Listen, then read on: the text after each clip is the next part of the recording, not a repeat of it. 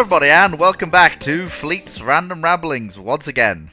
Hope you're all having a great time. Hope we're having a good time. Oh wow, Christ, every one of them mothers showing up. Bloody hell, all at once. Is someone? But it's not like a couple of us were waiting or anything. Christ, I didn't think anyone really cared. I'm not that late. It's 6:20. I've Normally you been- start late. I've been busy 5? and I had a mental breakdown, alright? Well, then just stop it. No, shut up. Just freeze time. Now listen here, you little... I've already been having one person having a minor mental breakdown about things today. I don't need more than one. I don't get sympathy, I have to just deal with it. Please, you get sympathy from us. I'm sorry, I was just checking it was April the 1st. No, I would know then. That would be. If it was that point, I would be looking forward to what would be to come. Oh well. It's 2024, CJ, unless...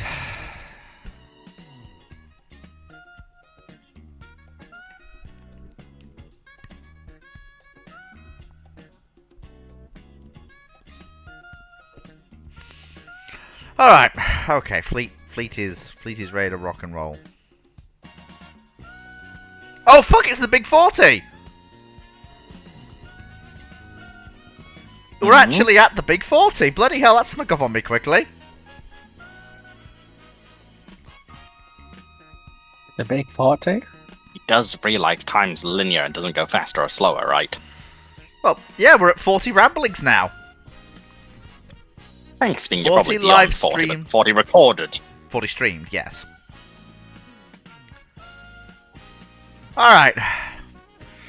Oh well, where are we? Your typical gunnery officer asks, thoughts on the M41 Walker Bulldog? Do you think it's a good enough light tank in the 60s? Yes.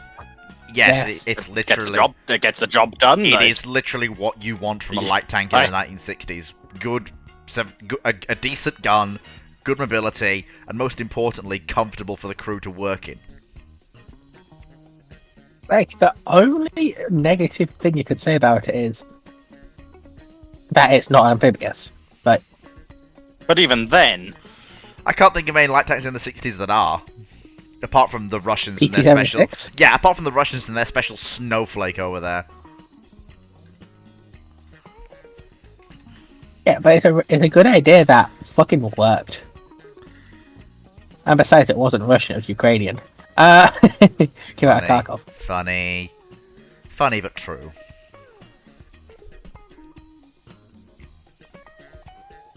You know what good comes out of Russia? Or the USSR? It's because it's Ukrainian. Normally it's come out of Mykolaiv. Or Kharkov.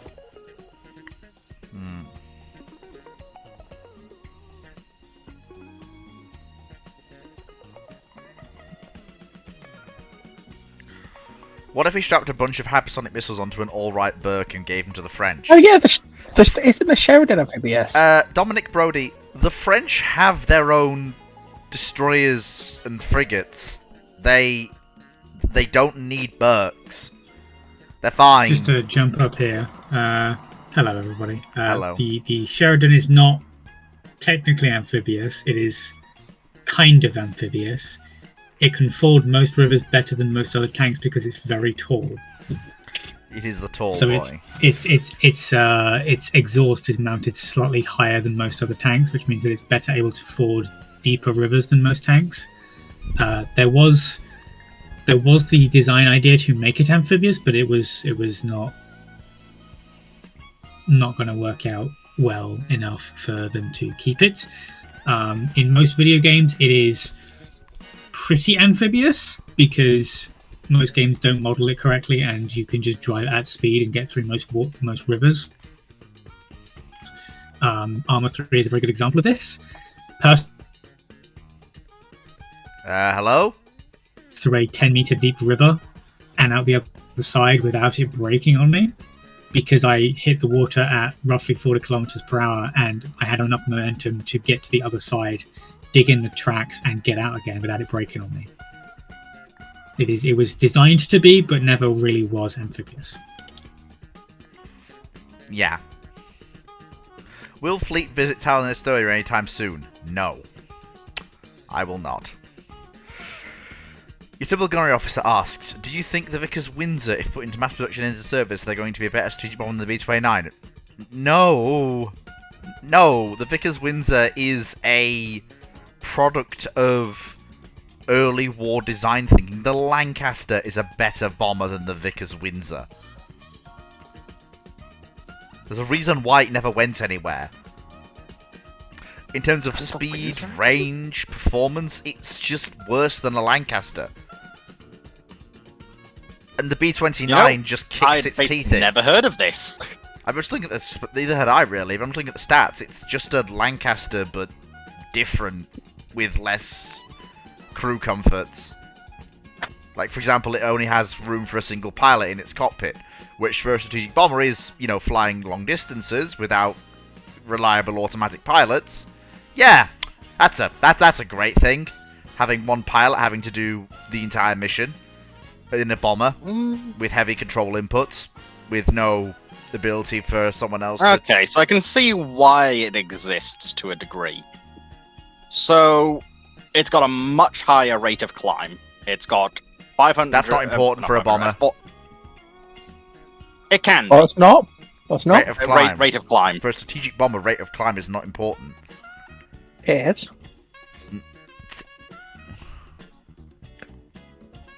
Put it this way, in World War II, rate of climb dictates how fast you go from bombing altitude to escape altitude, where you much harder to intercept you.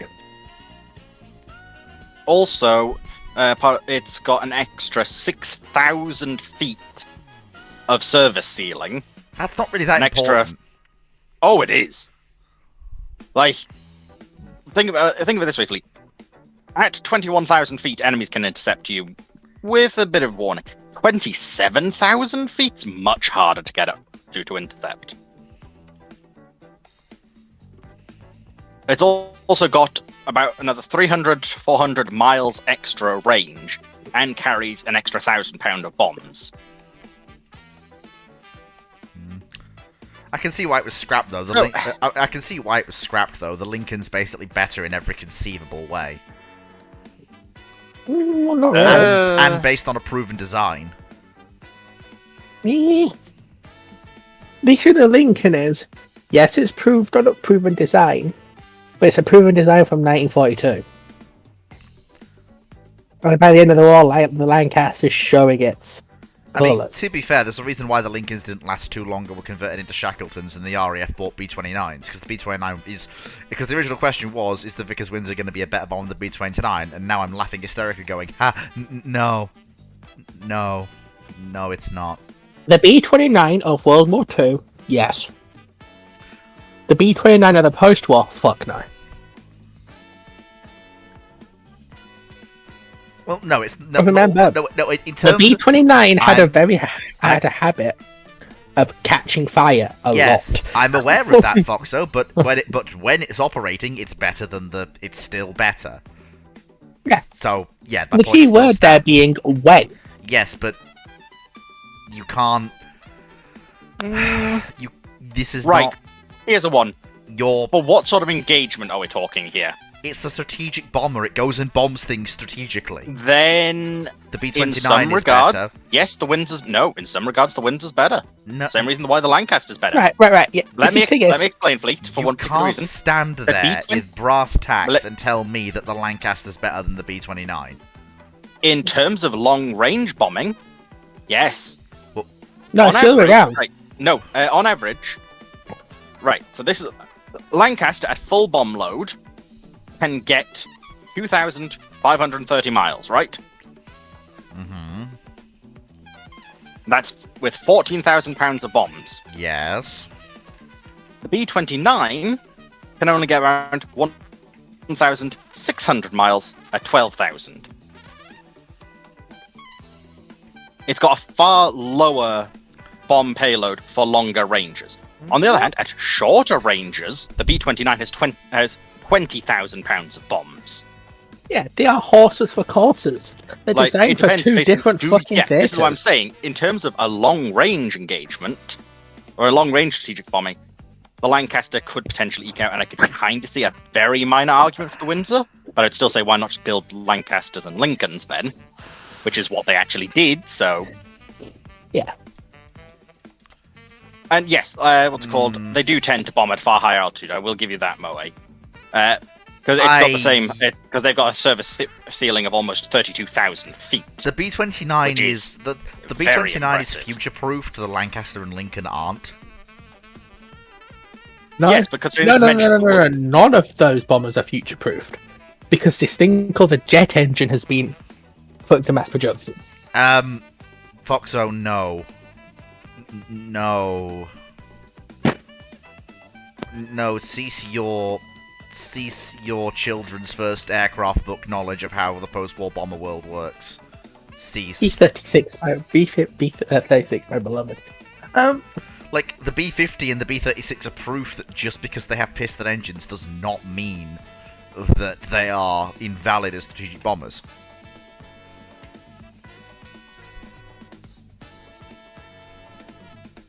But it's sort of... Like, I don't think the Windsor is better than the B-29. I have to agree. Like, Yeah. That was the original. but then again, version. I also once again think the question itself slightly flawed, mostly because they are two different thinkings of strategic bombers. Yeah. CJ asked, what do you think of the scrapping of Art Royal this year? Good. If you mean the Invincible class through deck cruiser, then I have no firm opinion, one way or the other. To be fair, I mean, while the RN did get rid of the Invincible somewhat earlier than they should have, the ships were on borrowed time, and basically they would have gone when the QEs came into service anyway. Though we did get rid of them a little earlier than we should have done. They were with the RN looking to reacquire full-sized carriers, and I don't care that they have fucking ski jumps. They are still a full-sized carrier. Fuck you. I don't care what you say. No one debates that they're a carrier. People do. People do because they're No not one Shadow Bar. here does. No, Like, people here do. Because of the fucking... Evening, Paul. A lot of the... I'm not going to name names, but some people here are like, really? If it's not an American-style carrier, it's not a fucking carrier. Oh, for God's it sake! not? I have to bury Mark Felton again.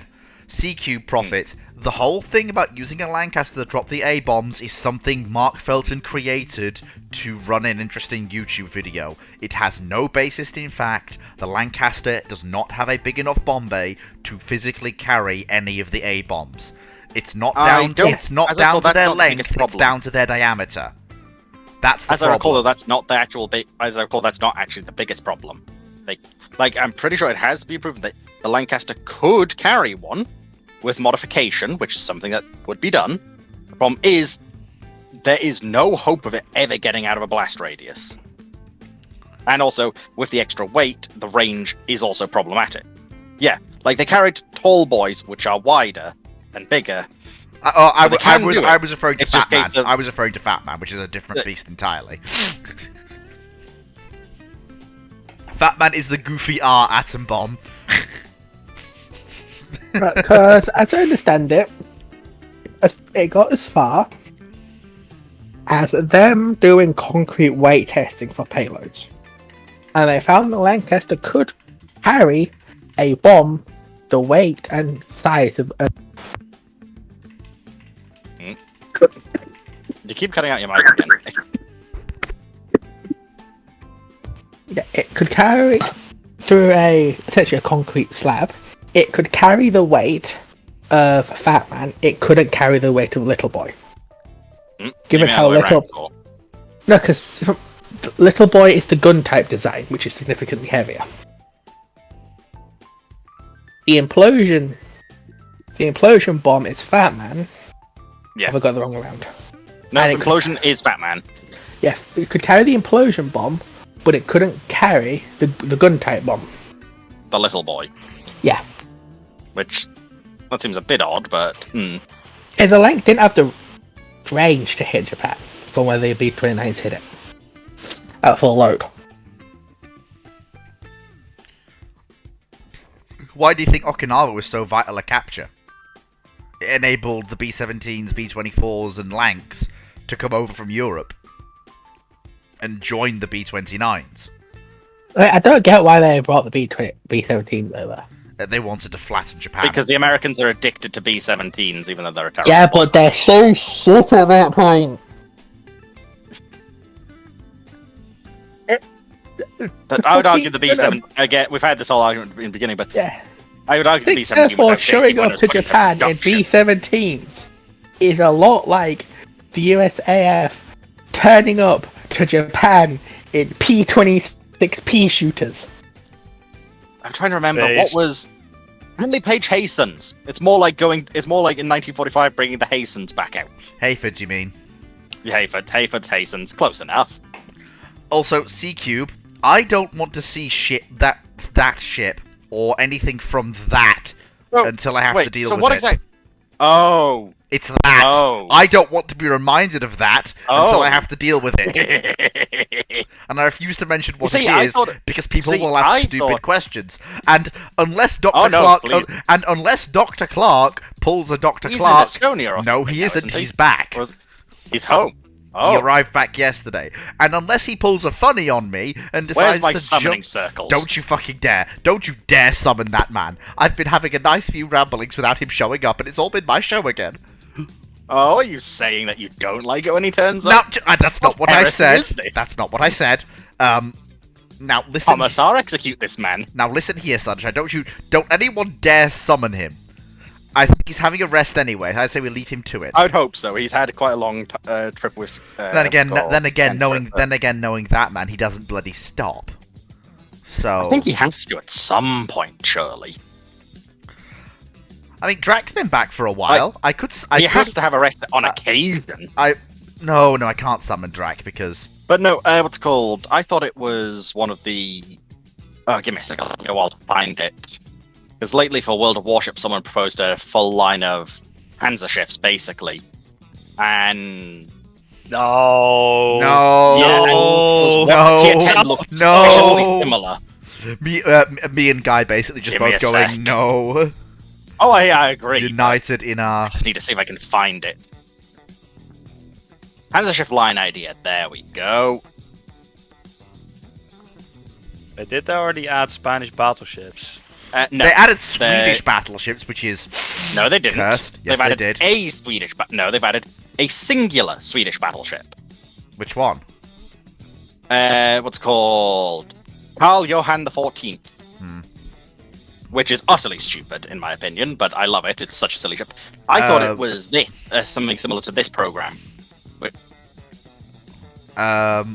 What is your opinion on the other super bomber, the B-32 Dominator? I think the Air Force, the U.S. Army Air Corps did right to hedge. I think they did right to have two designs. I think that was entirely the right call. The B-32 turned out to be somehow both less ambitious, but also worse than the B-29. But it still gave them two designs. You know, you had better odds than to fail.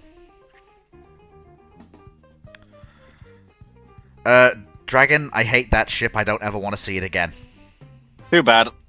Where was it? What was it based off? Apparently, it is based off some actual stuff plus a bit of tampering from people. CJ asks, what do you think of Fisher's designs?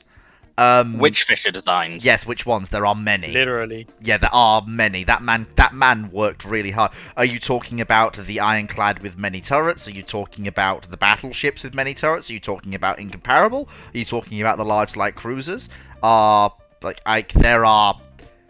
could go on and on and on and Genuinely on. wish we actually got to see incomparable because it is a fascinating design. It could have actually had some potential use, but I mean, she would have been immune. She would have been immune to 14-inch shell fire with her belt. She had a similar armor layout to Hood.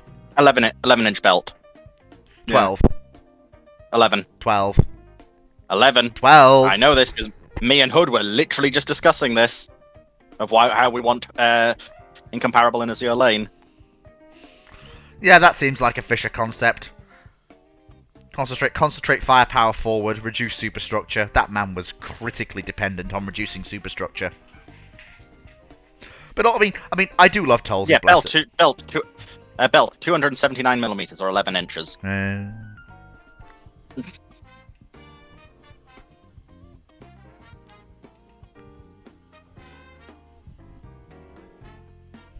considering how long she was, is basically only rivaled until stuff like Iowa's and such. Whether she would have actually ended up with 20-inch guns, though, is an open question. She might have ended up with 9/18s. Yeah, I'm willing to believe that, I have to admit. I would like to see her with the 20-inch guns, but I'm willing to believe they would probably try and do 18s. Because I'd imagine they'd have problems with the production of 20-inch guns. What do you think of this? Pushing the limit. I do wish people wouldn't randomly send me PDFs. What else was there? Oh, C-Cube, if I'm correct... You've sent me a massive fucking design document. What the fuck am I looking at? Oh, it's the stupid... A Vickers quad turret. No, it's the stupid double stack turret. I hate it. It's a... The thing the Italians had. Yeah, I know. No, we were just talking about you. Oh, for fuck's sake, no! I knew it! I knew it! I knew as soon as he got back he'd do this to me! I knew he would! Oh no, he's just popping by. I think he's just popping in the chat to me. Oh no, he doesn't. If he's gonna show up, he knows what... Oh no, he can run away all he wants. Oh, He's no, he still got to can't. recover. Oh no, he can't. But Not yes, from me. that weird cursed quad turret. I love it and hate it at the same time. You want a bet? Hello, everyone. Hello, Dr. Clark. Dr. Clark. Hello. Clark, I presume you missed the whole bit about Fleet going, please don't summon him. No, we don't need him around this time. Don't mention it, you'll summon Clark. I wanted to give the man a rest. Apparently that wasn't on the cards today. Although... No, I don't get a rest. I've returned to spend my time on the phone to lawyers and bankers who tell me, it's just another week, and I'm going, you've been telling me this for the last 3 months. Although I would point out that... Oof, I take it's being a pain. Yeah. Although I would like to point out that... let's put it this way. The fun thing I had was... Fleet, do you not spend quite a lot of time in Finland? I was in Finland visiting family from... Yes. Have you ever done a day trip to Tallinn? No, I'm afraid the furthest south I got was Helsinki. Then you have an excuse for not having told us that there was a British-built submarine from the 1930s sitting in Tallinn. I sent Maritime Drac Museum. lots of nice pictures of the fortress before he went. Did he show you them? Yes. I helped! You did help, and Summerlina was gorgeous. It is, it's lovely. It is lovely. Lorna, the lovely sort of... they've turned the island, which was a degaussing station, sort of World War II era, and mine storage base, into, it's going to sound strange, a sort of restaurant. There's a cafe, and there's a spa facility, and you can go swimming in the Baltic from there. And I had the honest discussion with one of their people who represents their team of culture in Helsinki, and they said, yeah, we had a choice. We could either destroy it all because there was no money for its upkeep, or we could find a way to make use of it. And what they've done is they've done brilliantly. You can literally have your dinner and then wander around all the degaussing facility. It's in the same building. You literally wander from where you eat into a degaussing facility. You get to see all the engineering equipment, all the stuff they were using. And you actually get to go swimming in the Baltic from one of the points where they used to put mines into the water.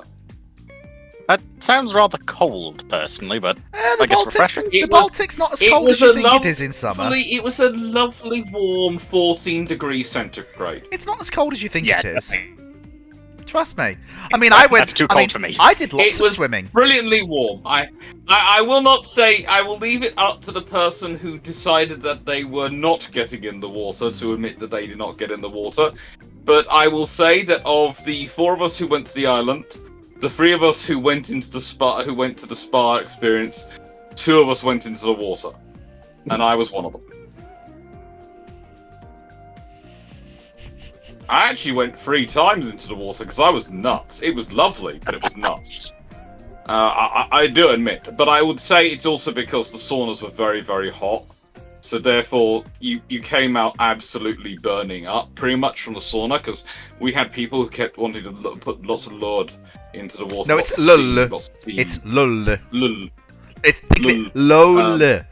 It's a lolu. Lol. In the nicest way. I've been grilled on this by my Finnish cousins. I am not allowed to get it wrong. Okay, you cannot get it wrong, but it was all I will say is, don't sit next to the thing which is produced at the heat source, which the steam comes out from, And of course, unless you want to have your flesh burned off you. Oh, it's not so bad. I was happily handling 105 degrees, lovely and warm. Yeah, I had someone come in and decide to leave the thing open, and they poured in 8 large cups of water into it. Yeah, have fun with that. By cups? Yeah. What do you mean by cups exactly? About a ladle Like- side. I was about to say, are we talking a German proper It's about- Stein cup or? It's about I would say 3/4 of a pint, the ladle size they were using. Good sign. Good There stuff. was a lot of steam. Good stuff. It was a heavy load of steam, and this is a lovely place to go. I do highly recommend going there. I mean, I was lucky enough to be. One thing I got to do, I got to go out to the lakes and visit my uncle's girlfriend's house out in the lakes. Flies were horrible, but it's very nice to go from the sauna and then throw yourself into the lake. It's good fun. It is. Especially when there's no one else around for like 5 miles. It's great. I will say the day trip from Helsinki to Tallinn is about 40 quid on the ferries, getting down and back. That's not the worst. And it was really worth it. I mean, I will never admit what the WhatsApp messages going backwards and forwards between the group were like, with the 2 members who'd gone home early and hadn't come there. But I will say that there was possibly a lot of profane language being used. I wouldn't doubt that for a second. That we hadn't realised. To be fair, Because everywhere it was referred to as an Estonian submarine or the Soviet submarine. And we presumed, like the Swedes, they'd done some home building, or maybe they'd got cobbled together parts from people. We didn't realise we were walking into a Vickers Armstrong Barrow Furnace 1930s production submarine. At no point was it mentioned anywhere in the sort of things we were reading.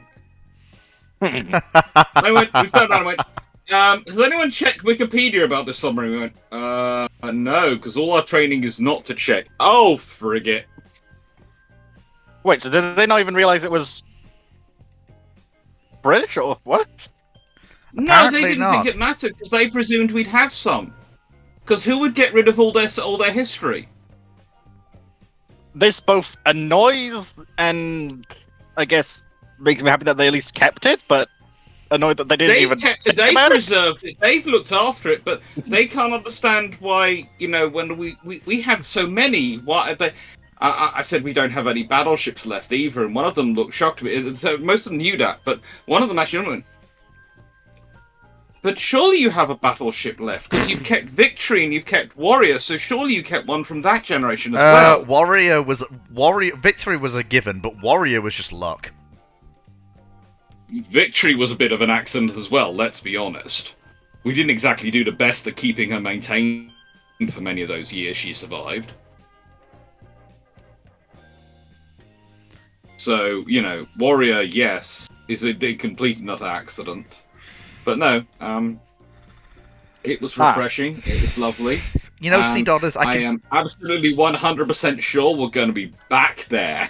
Yeah. You know what? Makes sense. You know what? Actually, the question really with me was looking at it was going, and how long before a certain person is getting back here and seeing if he can fly his drone inside?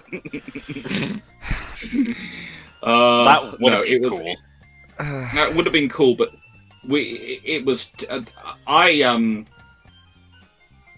I was literally hanging out in the submarine for about almost a couple of hours, I think, at various points over the day added up, to get the footage inside the submarine and, of course, follow our shipshape rules and the rules which I consider good practice of making sure I don't get any children in the shot. My view is if I get the back of an adult's head and body in the shot, frankly, they shouldn't have walked into my camera. Line. I'm Yes. sorry, but I make sure I don't have any kids in the footage. Makes sense. And so that's where you sort of wait around. But it was really popular. Lots of families going around, and I was both happy it was popular.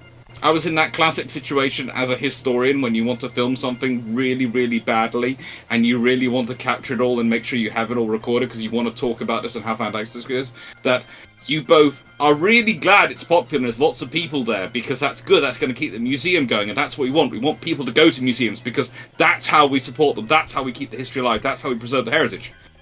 But also, we're sitting there going, why can't you all not be here? I want to take my photos. Yeah. And you feel really bad. I was sitting there going, they'll go at lunchtime. They'll disappear for an hour at lunchtime. I'll use that time. And yeah, we had fun. We had a lot of fun. It was worth it. It was definitely a worth it. I'm glad trip. you And all had it was fun. kind of, One of these, I do. you plan- are. By the way, I should warn you, Fleet. One of the things we find that while we're going out there is we really need to do the lives and run them properly when we're traveling, and we have had this discussion. And basically, our thinking is in future, especially for Japan, if we can swing it, we can support enough people to go. We will need someone who's specifically coming out there to run the lives and make sure we do the lives because the trouble is setting it all up and getting all ready to go in a timely fashion and getting the site sorted out for us to do the lives takes actual time. And So you most need, of the time, what we were so relying you on basically was, need me to do what I continue to do for. All right, fine, sure. This is my role. This is my life now, I guess. No, I was expecting you to try and escape that, but No. I'm sorry. You're telling. It's a case of we're trying to put this together for Japan. Remember, so if it all plan goes to place, because Japan is the next target, I would and also. then after Japan, I'm fairly sure we're going to swap around. We're going to probably do the Hanseatic League one Yeah. rather than the Mediterranean Crusader states, Yes. and that's literally because we have been told now while doing the stuff in Finland and in Estonia and some of the contacts we've had in other places and that have come back from out there is a lot more out there than we are told on the internet. There is a lot more out there than people know in our academic circles, in our research circles, and it's almost as if for about the last century or so, one group of historians didn't really talk to the other side groups of historians. I don't know what was going on for the last century, but it's got to the point where there's a lot of information which hasn't been passed backwards and forwards, and a lot of things are just not featuring in books. And this was really interesting for me because I was literally having a conversation on the phone with one of my colleagues from King's, a very good because after I was seeing the submarine, I phoned them to check because I'm going, I think this is the only one in the world from the 1930s, but I'm not going to rely on my memory at this point. I'm going to call someone to check, and I called him, and he went, no, there's no surviving submarines from the 1930s. No, that can't possibly be it. I went, look up the things for Vickers Armstrong. Look up the submarine. Yeah, I found it. It's built, but that can't be that submarine because I've literally written a book where I said none have survived. And I went, well, I'm sorry, mate, your book's wrong. Oh, by the way, I found a thing in Finland. Did I tell you?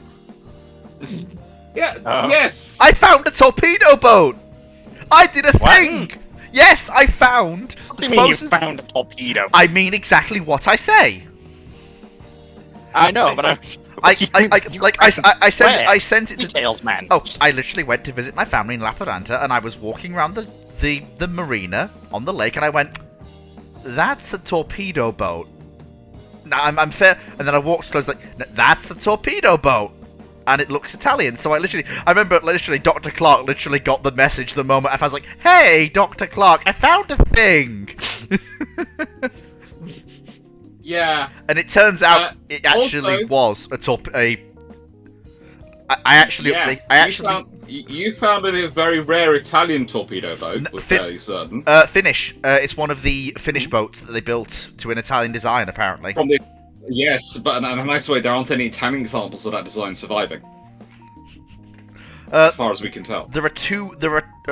Well, Wikipedia had one, and now There are 2 recreations which were post-war built to a slightly different design, as far as we understand it.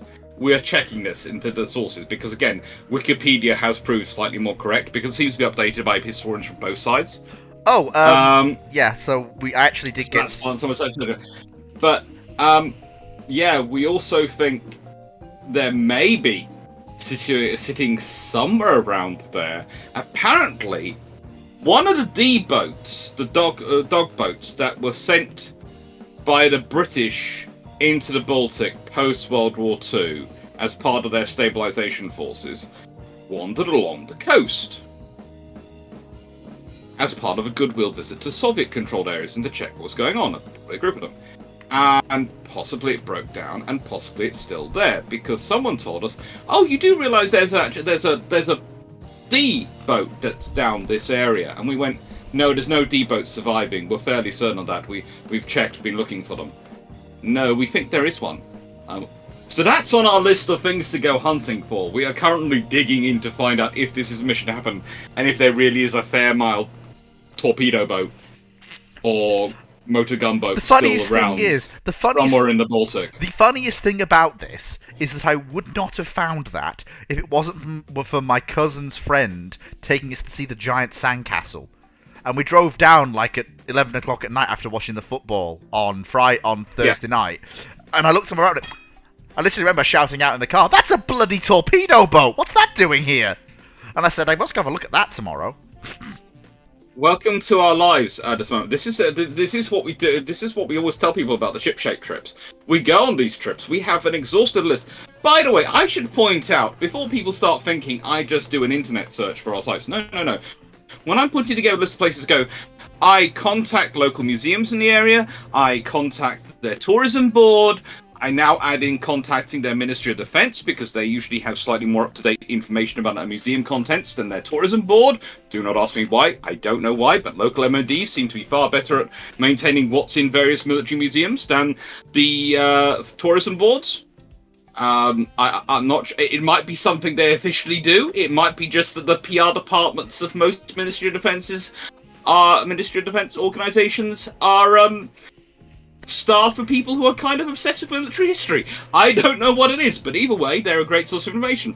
So we find all this stuff out before we go, and still, when we turn up, we find out things which no one thought to tell us about.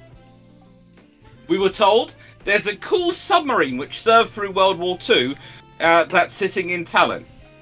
That's what we were told. It was a cool submarine to go look at. It was part of the Baltic defence operations, and we were all interested in that. So we thought, well, we'll go see that. Baltic plans for defence.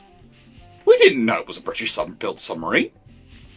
To be fair, here's the thing: we went to Oscaborg Fortress was done. Okay, so we broke up during Oslo's.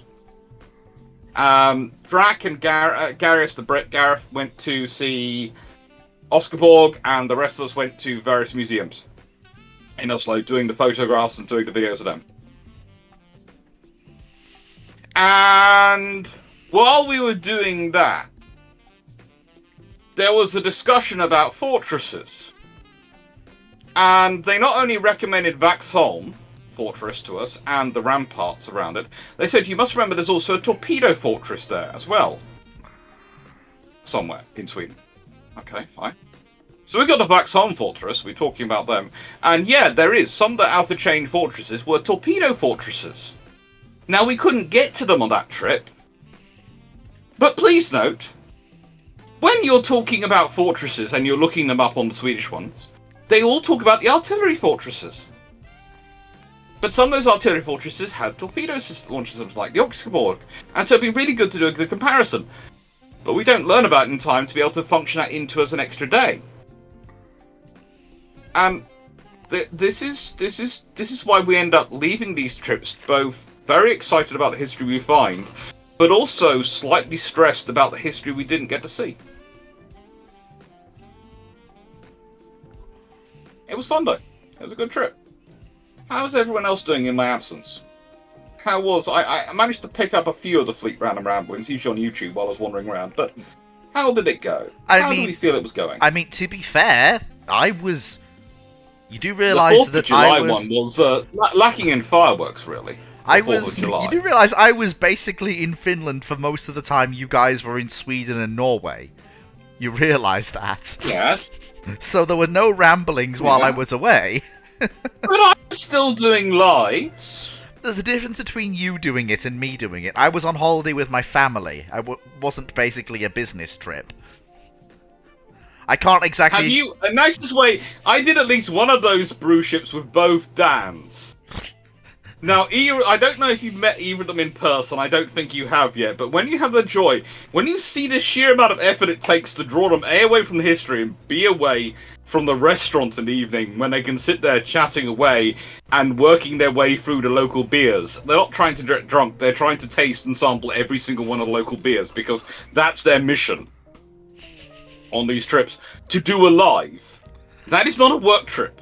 That is a crusade to do that.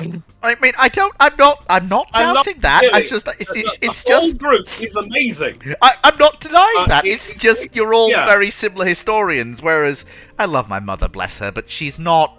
She has a limit on how much history she can take. She tolerated Sumalina Fortress, but that was about her limit. Yeah, what am I saying my dad? But yeah, so I had to spend the rest of my holiday. But to be fair, I really did enjoy it. I got to meet my new female step cousins, which was nice. It's good to have a holiday. Yeah, and I got to catch up with my two other cousins as well, which was lovely. All in all, very nice. I just read frantic random ramblings from one of my friends saying, "Have you ever heard of a person by the name of Alexander Clark?" Like, Turns out, yeah. Turns out you actually end up meeting a long-term friend of mine, apparently, in, I think, Sweden, on board one of the houseboats. And he'd lost his phone. Oh Well, yeah, that- I did. I did. We helped him out. We were all. Yeah. We were all there. It was the hotel we were staying in it's a lovely hotel in Gothenburg, which is a converted Cutty Sark style ship, really. And it's was a just beautiful hotel. I highly recommend staying. But no, it came on. So this young, and they sort of reminded me of one of my students. They were having issues. Their phone had basically died and broken and everything. And and it was just helping them to sort themselves out, because between me and the two Dans who were the ones staying there, and earning black looks from our colleagues for the entire time. Because when they looked at book, it had been registered as being full. And then we snuck in there and got Oh, You do like I have got literally. go on, I'll let you finish. He had Sorry. literally just bought train tickets, and they don't give you physical tickets. They give you them on the phone, and it's just after that he broke his phone. I know, he was having a really not fun time. But he was lovely, and we helped. I hope. But he said to pass on a thanks, but I think he also then found your Discord as well. Yeah, and he did chat away in there, and got deluged by people going, yeah, they're nice people. And the thing is that basically fits with our entire policy of travelling. We do everything by being nice. The amount of that's literally what the video was I put up on Saturday night about how do ship-shape crew get onto all these places and get into all this behind-scenes access? We're nice. Yeah. We say please and thank you. Sometimes It's amazing how far that goes. Isn't it just? I tend to get places as well. It's quite scary when you're talking to some of the museums how shocked they are when they hear the words you're from YouTube and you're being nice and polite. I'm not sure who is out there representing YouTubers. I'm not sure what they're doing, but apparently they are making most museums think that anyone who's connected to YouTube is not a polite, nice person. And I would say, in my experience, the vast majority of YouTubers I have met have been lovely people who've been very pleasant and nice. Hello, So I don't know I'm a what's lovely going person on. who's pleasant and nice. Yeah. Genuinely, I found out most museums genuinely just don't even expect, not even just for YouTube, just genuinely do not expect people to be polite. No. Like, if you genuinely just talk to them, be polite, and actually show that you are interested in their stuff, the look on their faces at times is saddening just because, okay, so is it really that rare that you have people who are actually kind to you and ask like genuine questions? Humanity is a wonderful Oh. species, but we can be wonderfully grating at times. I've had some excellent experiences One in of some the of the things railway. the huge, one of the things that one of the museums, I won't say which museum said, was they were very surprised when we had the people there who were going around who were coming to see us. He said, "You managed them." I went, "What do you mean?" He said, "No, a lot of people have come to see you today, and we were really worried we need extra staff or we need to start shutting things down because we'd have an unruly crowd or something like that.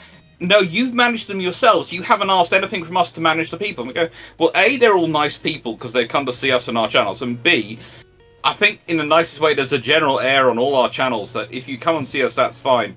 You are going to please treat the staff with respect in the museum because we're going to treat them with respect and be respectful." And I didn't think any of them wouldn't be, but I do know if anyone hadn't been respectful, I doubt. Well, I certainly wouldn't be able to probably control myself, and I would probably be still more polite about how I control myself than Drac would be under those circumstances. Drac, Mrs. Drac, you, and everyone I've met in this community has just been like, I've been killed by kindness more times than I can possibly count. I mean, for example, I met Drac at Tankfest in 2022. It was the second time I'd met him, actually, in that year as I'd met him. He'd been very kind enough to take me around Belfast. And that was our second face-to-face meeting. And several times, I felt like I was monopolising his entire day, basically. Bless him. And, well, first things first, we went to go and look around souvenir shopping, and I was a little bit broke at the time, and I says, "Oh, those medals look nice." He bought himself one. I said, "Oh, that's nice." And he says, "Oh, Fleet, do you want one?" I says, "Oh," I said, "I'll have a look." I said, "Oh, that's a bit expensive for me." And I didn't think anything of it until literally 30 minutes later. He says, "Oh, by the way," and just passed me one of those very nice medals. I've still got it somewhere. Well, the example I give to people is he came over because I was home from my old Dell laptop. This was before I got my PC working and everything else. And it was basically, I was trying to revive it again because it was in the middle of COVID and there was issues. And he basically, sitting there, I was trying to work out, going, "Yeah, really, I need this part. If I can get this part." And so I was looking for Amazon to buy this part. He said, "Don't worry about that." And, "What do you mean? I need that part because then I can fix it." He said, "No, there's a new computer coming." And he ordered me a new laptop. Oh, And God. that laptop I'm still using. Drac is... And it's a lovely little laptop, but I sit there and go, "Mate, that wasn't why I invited you over here. I invited you over because I wanted your technical brain, because you're the only other person I can bounce this off with who's gonna understand the whole process we have of protection here," because he had similar he was dealing with similar things as me with shielding of family members. And yeah, but Nice pictures of we this sorted. feature. Way to sort it. And yeah, we're sort of. Yeah, I am.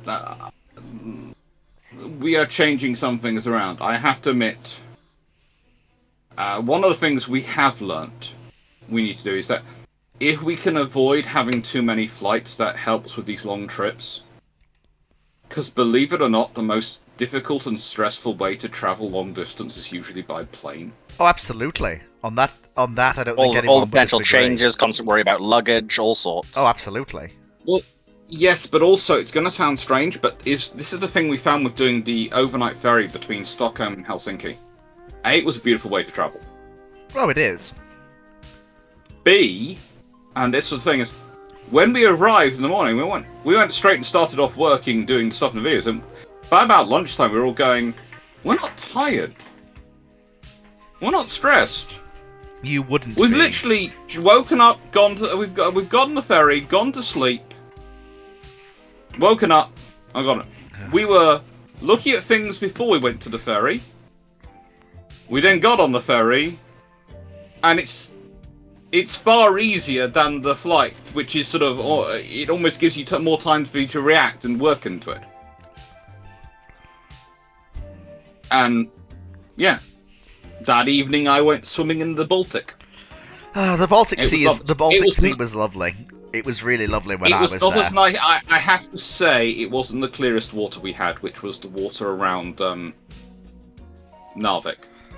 Oh no, it If isn't. you ever go to Narvik, water Ah. there is absolutely crystal clear. If you are in Finland at some point again, and I'm in Finland at the same time, I'm sure I can convince my family to let me invite you out to the lake house. It's lovely. It's lovely. Even if it's only for a day. Have you been to the National Maritime Museum at Kokta? No, sadly, we didn't get there. Oh, you would love that. my I friend. would have loved And to, but I'm sorry if I'm hijacking this a bit to talk about these museums, but they were really lovely. And it's know it's people fine. enjoy it. Actually, if you can save, if you I'm can just sort of put- commenting if anything you in the can- chat whenever someone asks if you stuff. can, if you but- can put a pinhole in that, because if Drax's not too busy, I had my plan was to ask both you and Dr. Oh, and Clark. Timu's here, and Timu was a very nice gentleman who was showing us all around and helping us out in Finland, and Yes, he also I came met us him. to Tallinn. I met And him the yesterday. poor man had the joy of how do I put this? Watching my reaction to the submarine. So he told Honestly, And I that didn't genuinely follow up. feels like that. The only reason I probably haven't fallen down in tears or am sobbing in some regards is because there's someone here who actually knows me, and I'm British. I can't do that in front of someone who actually knows me. I genuinely wish that was actually on camera or something, because I genuinely feel like that would have been quite an amusing moment. Of just There the is actually a realization of video that going out. something left. There is a video going out to backers, which I recorded of me and Gareth. When it dawned on us that it really was the only surviving one from that period after we checked, because we were literally, him and I were going through our contact lists, checking. And the vast majority of people talking to us didn't know it existed, and were under the assumption that nothing from that period survived I in know. any way, shape, or form. And B, they were incredibly surprised at the state it still existed. And when I say state it existed, I mean there are still the original dials inside, made by the original British companies. There is actual original machinery inside. Oh my sweet Jesus! That is impressive. And that vessel has not been treated well in part of its life. It has been used hard. Good lord. But I literally have some very good photographs, because I spent a lot of time taking them, of some of the original dials and things, and there are also some of the original fixtures and fittings, I swear. Because the beds are British standard shaping, not Soviet contemporary era shaping. Fantastic. Well, basically Soviet ones were not that comfortable. I'm not saying the British ones were comfortable, but compared to the Soviet ones, they were practically a luxury. Right. What was I saying? Oh yeah, that reminds me. I've been meaning to do as I was saying. I was actually going to ask. While I may have been joking about you turning up, I wasn't. Fleet I reboot. I am rebooting. If you stop interrupting.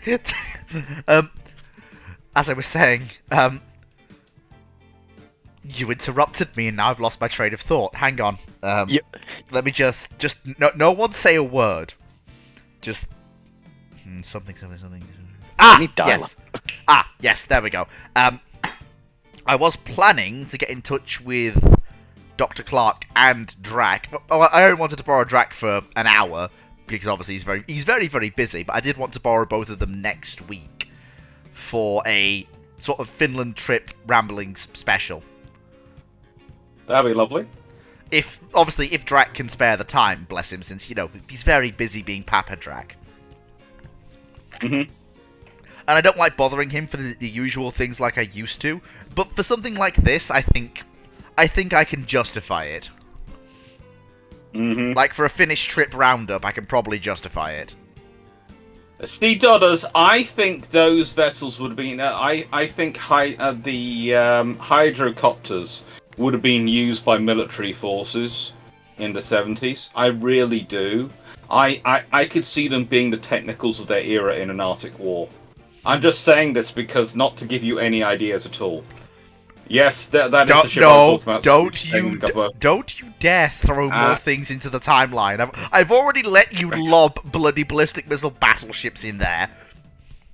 Well, look, I'm just going to sit there and go with the fact that, when I was looking at them, and me and and you have to remember, this was the fun thing, because by that point, we are down to just myself, Gareth the Brit, and Dan Colden, who's otherwise known as Boom Boom Dan, the chemistry Dan, explosives Dan, who came with us. And it's just the three of us who go to the National Maritime Museum in Finland in Kokta. And we're on the bus, we get there. Okay. First realization this was going to be a bit different than we were expecting was when the first thing we came across was a magnetic mine detonating drogue. It's basically towed behind a ship. And okay, this is different. This was very cool. And by the way, you find a lot of them in Finland and in Estonia and all around these places. There's a lot of mine warfare equipment, like there's a lot of anti-mine warfare and mine deployment equipment. That was something we kept finding, a lot of mines. It became a theme of the trip.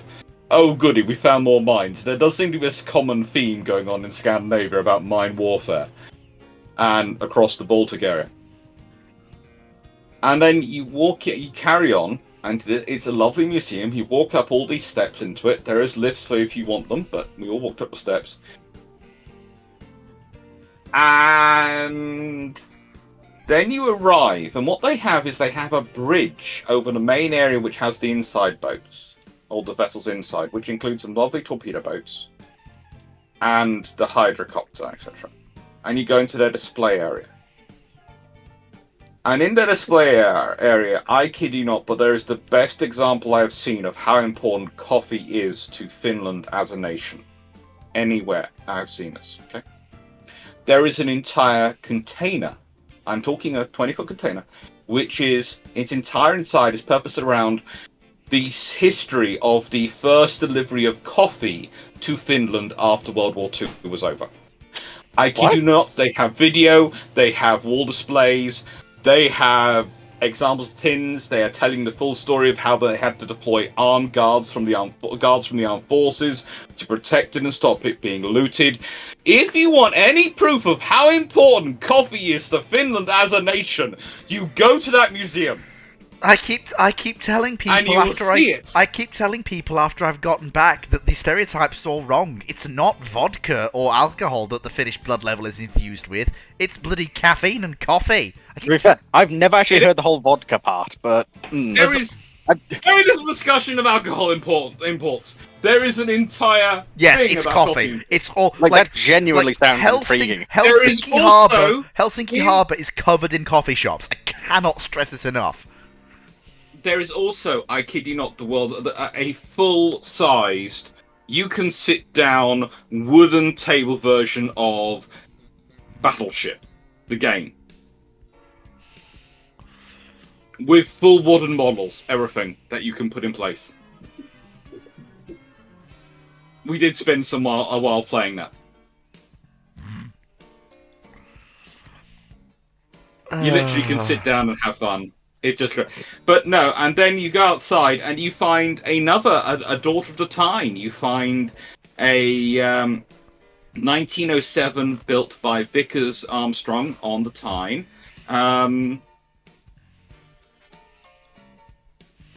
Icebreaker that served till 1970, and she's in absolute pristine condition. That's pretty cool. I mean, she could be brand new. She literally looks as good as she did when brand new. And you can walk all around her, and this is the Torma, and she's gorgeous. I don't doubt that really at all. I don't doubt that in the slightest. They've looked after, and they've got a lighthouse ship as well, which is in great nick, and you can wander all around it. And it was lovely. I don't. And then the next day, we were sort of we don't go back on the coach, and we go next day. Don't worry, we know tomorrow. Tomorrow's going to be all about. We're going to split up. We're going to go between. We're doing 2 of their site. There are roughly 4 sites they have on the website. So we've picked the. Okay, the Estonian Maritime Museum is in 2 places. It is in roughly 4 sites, roughly, and there are 2 main ones which you can really see are open to the public and really visible as we understood it at that time. There is the seaplane, the old seaplane dock. And there is depending on who you're talking to, the St. Margaret Tower, the Pack Margareta, or the Fat Margaret Tower, depending on who you're talking to. And that has a cog and all sorts of details in, and I mean it's got amazing stuff in it. And Gareth and Dan went to that, and they had a lovely time. They wandered around that. The idea was we were supposed to swap over at midday. So me and Timu, we go to the old seaplane. Oh God! We get there as we're walking towards it. We're going. This is bigger than we were expecting. This is very much bigger than we were expecting. And you're seeing all the ships and all the torpedo boats and patrol boats stuck up on the shoreline, already driven out the water. You have access to the German-built, roughly 1900 something icebreaker sitting at the quay. The other vessels sitting at the quay. Dr. Clark, okay, this is big. Yeah, Dr. Clark, this is lovely. Did you have a good time by any chance? We had a lovely time, but I haven't got you the scariest part here. So we've got us. I'm sending a message to them all, going, I think you guys are going to need to come support us when you can. And we get in. We get through the deck. They're very nice people. They let us in, and then we go up the stairs. And I get to the top of the stairs and go, those aren't German or Soviet lines on that submarine. Because I'm writing a book about the U-class submarines at the moment. I know the U-class silhouette very, very well. And I'm looking at this thing and going, to be honest, what went through my head, and please excuse the language here, is that's a U-class arse. That's literally what goes through my head. That's not a Soviet arse, that's a U-class arse. You didn't, surely. That's what went through my head. And I went, do we know the history of this submarine? We walk in, we go and find we find notes. So we're sort of going, and that's what I call them and go, so this submarine we're looking at today, it's a 1930s British-built submarine. I have never known Gareth to move so fast in my life.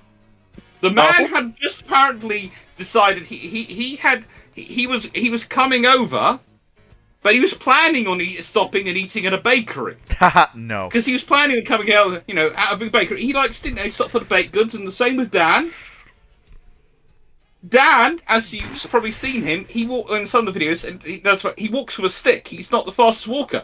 He decides the buses aren't running quickly enough for him. He walks the distance between the 2 museums. Good God. To get there quicker. Jesus. Literally, we descend on that place like a pack of ravenous historical wolves. Oh my It's got God. historical importance. It was. My God. And it was just a case of, yeah. And there were lots of the messages coming through which were along lines of, if I wasn't at work, I'd be at an airport right now to fly to Tallinn. What did Drac have to I say? take it it's quite an important thing that's been discovered. That people realise, wait a sec. What did Drac have to The thing say? is, it's I am not so discovered. curious. I don't want to view it as a discovered. Yeah. It's been there. But the thing is, the point that hasn't been met is, whilst it's on, I think it is actually on the Wikipedia page, because it's in none of the books, and because of all the website details, they just list it as Estonian Soviet submarine, etc. They might not now. We did actually explain to them on it air. It's the only surviving British-built submarine of that era. So they might change the plaque. They might change some of the things. I don't know. because it was just. And I know someone's probably pointing out that the Wikipedia page has it accurate in there. I know, but the thing is, I know that now because I've gone and checked the Wikipedia. But you have to remember, I'm an academic. I've had the full PhD. I've had all that research training. The last thing I go and check normally is Wikipedia. Wikipedia is where I go to nab pictures for my live streams, because then I know I'm not going to get prosecuted or copyright struck by anyone because they're in fair use. Because they're on Wikipedia. They're fair use for education, but mostly. So I'm safe on that one. And it's where I go when I'm talking about modern weapon systems to check the details I'm using, to check that the details I'm using are public. Because if anyone tries to tell me that, oh, you've divulged secret information or someone must have given you this information, I can go. If I can go, no, that's the stats as given on Wikipedia. They can't really tell me. They can't say I've broken any laws or I haven't implicated anyone. Excuse me. So I don't use Wikipedia for my research as a first place to pop. I should have done. I'm going to learn that lesson for the future. But literally, none of us had the idea this vessel was there. And as I think I said in a video, I don't think I'd have got... If we'd known, if we had honestly known, I don't think I'd have got the people who flew home early. They would never have flown home early. You've met Drac. You know how lovely he is. You've seen Dan on videos. You know how lovely he is. Do you imagine I'd have got either of them on a plane? Even if I'd wanted to push them away and put them on a plane, if we'd known? No. Probably not. No.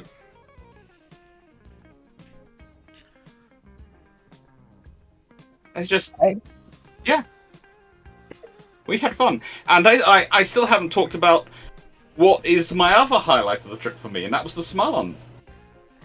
And that's in Gothenburg, and that is gorgeous. And I can tell you this, two things. One, World of Warships truly has nerfed her, because that thing was designed to take out multiple Sverdlovs without breaking a sweat. But she's already ludicrously overpowered in warships. They've still underpowered her. I have literally gone through that vessel with a fine-tooth comb. All of us have. We all came to the same agreement, having some of us having played at various points her on World of Warships. They have nerfed her versus her real-life capabilities. What vessel is this? Smalland. Can I get a spelling? Give me a sec. SMA with the circle over LAND.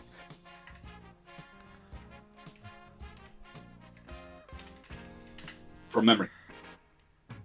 I'm genuinely curious if guns can actually fire as fast as they do in warships, because in warships it's got a ludicrous fire rate. So I'm genuinely curious if those are close to historical. Gentlemen. Yeah, after having talked with a very nice Chief Petty a senior NCO who'd been involved in her gunnery, yeah, they nerfed her. Because she's got like a 1.7 second reload in warships, which is bonkers. Gentlemen, it's lovely.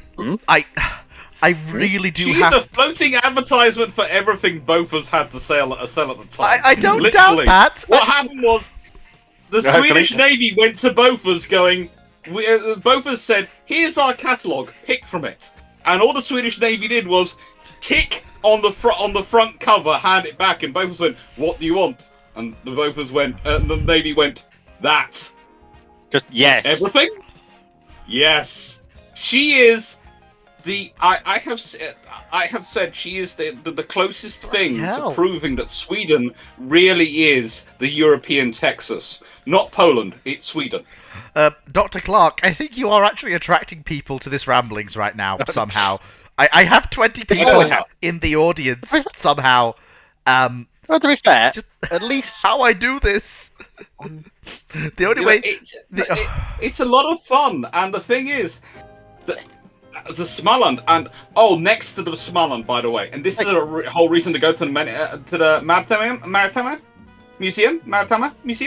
They are in Gothenburg. They're lovely. They have a monitor still sitting in the water.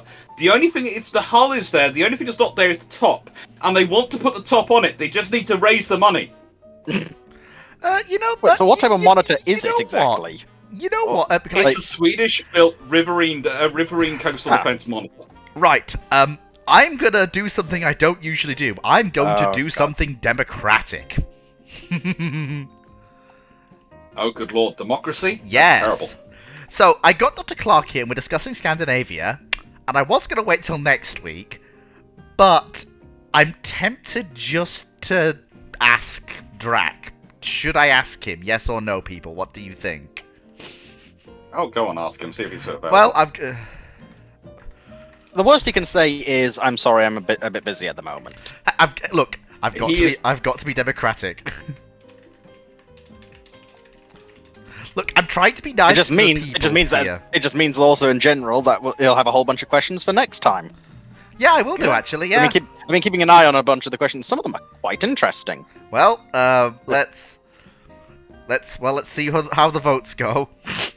See what the audience has to say. Oh my god! Oh my god! Yeah, I don't really know what you're expecting here. There we go. I don't know. Note who one of the no is from. I'm trying to be nice to the gentleman. Well, one would say you're a tad biased here, Fleet. I'm not biased. You know, Moe, that is an excellent question. That's why I was asking you what you classed as a super destroyer. I genuinely don't know what would get classed as a super destroyer. Well, the thing is, I wouldn't call it a super destroyer, but I'm tempted to call. I have a phrase which I tend to use, which is the torpedo destroyers versus fighting destroyers. Torpedo destroyers are ambush predators. They are designed to dash in, fire their torpedoes, and pull away. They might be used differently against other destroyers and other torpedo boats. They might use fire them, but they're not supposed to really do a gun fight with anything bigger. Fighting destroyers are things which are theoretically supposed to be fighting things which are bigger than them as well. And the first of those you really have, I would argue, are the tribal class, but I would say they're not the last of them. Because I'd say the fighting destroyers are the origin of the general purpose destroyer you have to this day. Because the fighting destroyers, when it's a case of right then, they're not just orientated around using their torpedoes to attack the enemy, they're orientated around using everything. They are flexible multi-role vessels. And they can deal with air threats, sea threats, land threats, anything. So that's how I tend to group it. And the Small and Holland, her sister, that class, they were definitely fighting destroyers. And the fact that the Swedish didn't manage to get all four, they sort of had trouble. They went with just building two. I can understand why, but they also did have the three Connors, so they didn't really need them as much. They had those light cruisers, and those light cruisers were cool. They had some really, really good vessels, and it was just a constant thing of there's really good stuff. Well, I've asked him. On your heads be it all. Yeah. Anyway, so Scandinavian trip. Any other highlights you'd like to mention, seeing as this is what we're talking about now? How was Narvik? How was Narvik? Narvik is gorgeous. Narvik was... Well, the thing is, we were supposed to go have a look at the guns, the Hashta guns, and some people have been flying their drones around near the base, so the security criteria went up, and so our trip got cancelled. That's a gut punch. That's a gut punch. That's life sometimes. Aren't they some of the only 16-inch plus guns in Europe? Yeah, you have to remember you're only allowed to look around one of the battery guns. You can't. All the guns are still there. That's a bit weird. You're only allowed to wander around one, though. You don't think the other guns are... I'm not saying anything publicly on YouTube, but I may or may not have suspicions. But how? First off, how? Second off, where are the spares coming from? Third off, where's the ammunition coming from? And fourth off, why? Never know when you need it. Looked at the bill of sale when Bofors was bought by BAE. Uh-oh. What do you mean when... Wait, first off, Bofors was bought by BAE. I thought Bofors still existed. Yes. Secondly... They do still Bofors technically does, it's just also BAE. But secondly, those are German 16-inch guns from the Second World War.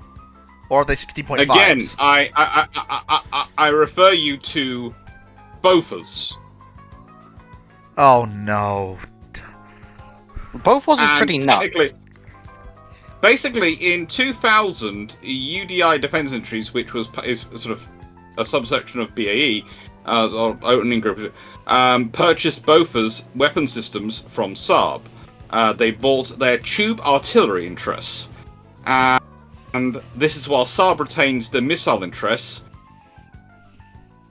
In 2005, BAE purchased UDI and reorganized its business systems into BAE Systems Land and Armaments and various other things. And they retained the artillery, including a section which is called Heavy Tube Artillery. That surely means, like guns up to All the guns from the artillery section for the artillery that you ever see seem to come from the section called medium tube artillery. Oh Christ! What? I have no idea though what's going on. It might be a system that a section which just marches on paper. They might not be. There are all sorts of interesting things, and I have to say there are various sections around it which are kind of interesting to work through. But again, you probably have to be someone in the business to really know exactly what's going on there, and even then, I doubt you will really completely know what's going on, because in my experience of having worked occasionally with BAE and occasionally been advised, when I say work with BAE. I should clarify. Occasionally, I have been asked by people at BAE to do historical work because they want to have an analysis. What? Okay, first off, usually usually that requirement has been, yeah, I'll send you this. In return, you owe me a Chinese takeaway because it's with friends rather than employment. Oh, so fantastic! That's probably what I probably need to be better at this and go. Actually, I'll take money rather than the Chinese takeaway. But I'll take the Chinese dinner out at a nice point, in a nice Chinese Chinese restaurant, something like that at some point. JSDF timeline guy, why would we want to make a H39? Why would we want to? I can think It would of genuinely many. be interesting to see what it could have looked like, but Well, it's about 80,000. This is only 1,000 no. ton, isn't it? no, I think it's a bit lighter than that. Okay, H39 was the one that actually made some semblance of sense. Yeah, it's 56,000 to tons of steel. 64,000. Yeah, it's 64,000 tons of steel Germany can't use on other more important shit. Like, container vessels or other things, like frigates. Although then again, it is the German Bundesmarine. They'll just call it the world's largest frigate and we'll go from there. No, they might actually call this one a cruiser fleet. I'm sorry, it's a super destroyer. Yeah. Sibling to the aircraft destroyer. Oh, this just brings up the hilarity of modern ship designations. They are very funny. I would say, if we're talking about German battleships, then that you've really got to have got to visit the Narvik War Museum, where they literally have sections of Tirpitz's armor. Oh, very nice. And they also have fragments of the bombs which sunk up. Bloody hell, that's fantastic. They have Victoria Cross there, of course, from the battles in Narvik. Great. The family gave it to them on requirements that they were never to sell it to a certain person who likes to procure them all for the Imperial War Museum. Very nice. And yeah, we had a lot. It was a very interesting. There are more Type 7 German torpedoes in that museum than I have seen anywhere else in my entire life. They're still fishing up new ones they're still fishing up more from underwater, and they're also fishing up other torpedoes from underwater. They have intact mines. They have wonderful displays, and it's just there is stuff there which it's a combination of stuff you will not find anywhere else, and it's worthwhile visiting. But the whole War Museum, the great thing about this War Museum is it's a TARDIS. This is how I'm going to describe it. It's a TARDIS. You walk into the top, and it's part of their library, community area, building. This is the top part of it. And you go, oh, yeah, this is a nice community space. And, that must be a small museum. Okay, we'll go see that. That's going to be 20 minutes, a couple of hours to film. Yeah, we're here for opening. We walk in. We realise there are stairs going down. We have a lovely guide taking us down and taking us around and explaining everything to us as we go. And we go down one floor, and the stairs are still going down. We go down another floor, the stairs are still going down. It's about four or five floors in terms of what area it actually covers. It is not actually 4 or 5 floors on top of each other, but the thing is, it's a spiral staircase going down, and they have storerooms off it, because this has been literally cut out of the rock in Narvik. And it just keeps going down. Down into the deep. And it was, yeah, and it's one of those museums where it's going to sound fun. We're always excited as a group to see history, and we're always excited to see the ships and excited to see the history and enjoy it. It's rare we are as a group surprised by the museum space as well as the history there. Good There Lord. could be some piece of history which surprised by the space, because you come in and you think it's going to be one thing, and then you start following it around, and then you start looking at the ticket price, Good and then Lord. you're following it around, and you're looking at the ticket price, and you're thinking, A, they are horrendously undercharging, but they are supported by Narvik, etc., and B, it is a museum which I would say it is good, so good that I would say if you were flying to Narvik and you had one day and you could only see one museum at Narvik, I would tell you to go see that museum without a hesitation. It was a really, really good museum. And they had some really cool displays there, including the entire fjords made out of iron ore. And it lit up, and it would show the displays of where the ships were doing, what they were moving around on this 3D, sort of like a sand table map, made out of iron ore. And it was something to watch. Do I agree with all the placements of the vessels on there? No, but they've done a very good job, and considering the medium they're working with, I'm not going to hold it against them. Hello, Drac. How you doing? I'm alive. You're alive, mate. How are you doing, my friend? Good. Recovering. Recovering. Did you pick up your armor? Or is that happening later? Still TBC. Okay. I was just Oh. advising today on what colour leather the strapping was going to be. Excellent. Because you're off to Tewkesbury with that, aren't you, next week? No, that's at the end of the weekend? Weekend. Yeah. Oh, of course. I knew what would happen. I knew this would happen. I went to go get a cup of tea, and I thought, when I get back, Drac will be here. It always happens, without fail. Always when you step out for a sec. Yes. Look, in nicest way, him and I do not have a signal that goes back that he knows that you've left the room, so he can come here. That's it. We haven't arranged that at all.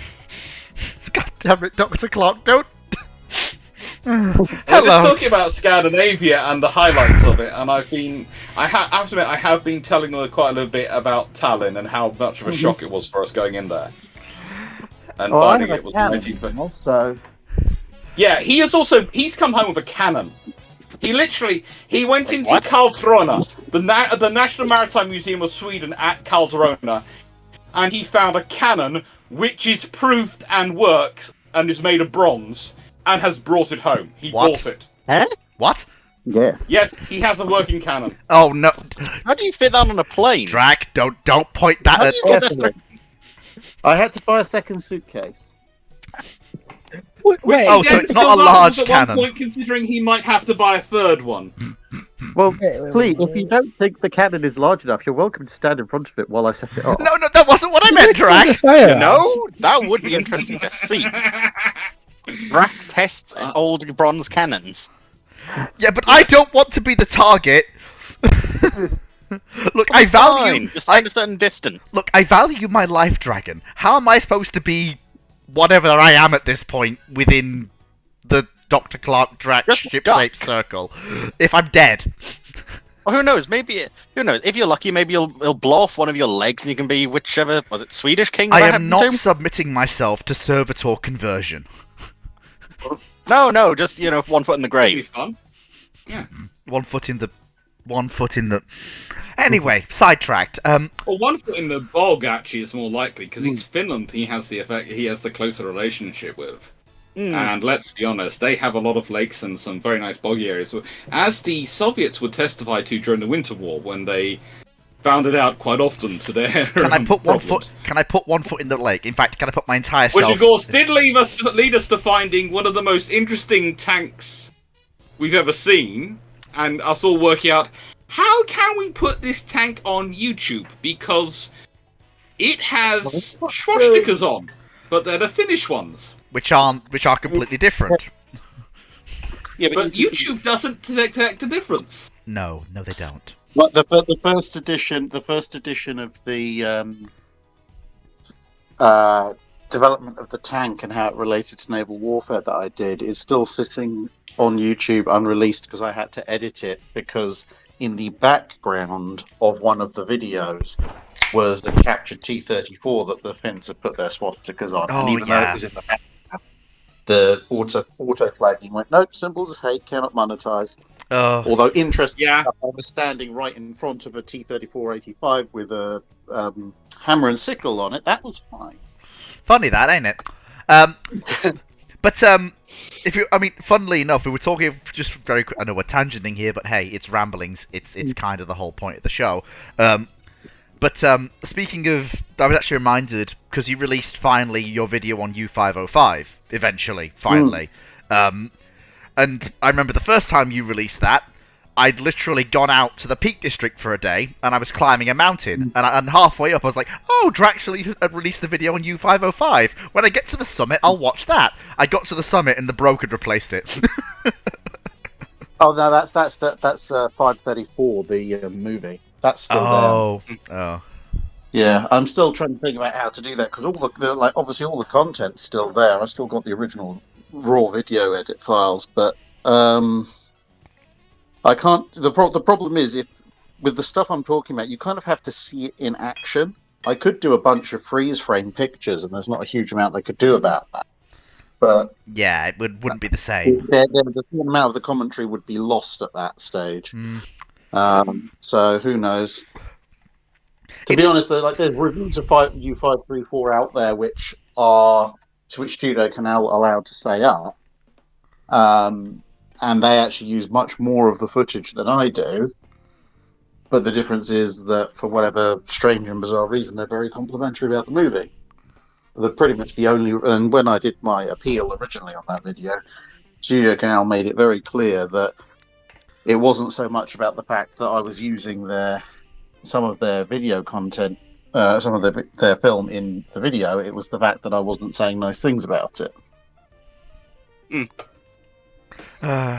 Still, it is nice to talk to you They, again, Drac, after quite a long while. Yeah, Yeah. fun organisation, YouTube.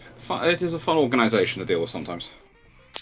And It's been a while since I spoke to anybody actually online. It's Just about remember I'm that the just- house is laid. I'm just gutted that I wasn't in Finland for slightly longer. If I'd have been there for 2 days longer, I would have been able to hang around Helsinki with you guys. But unfortunately, I had to fly home.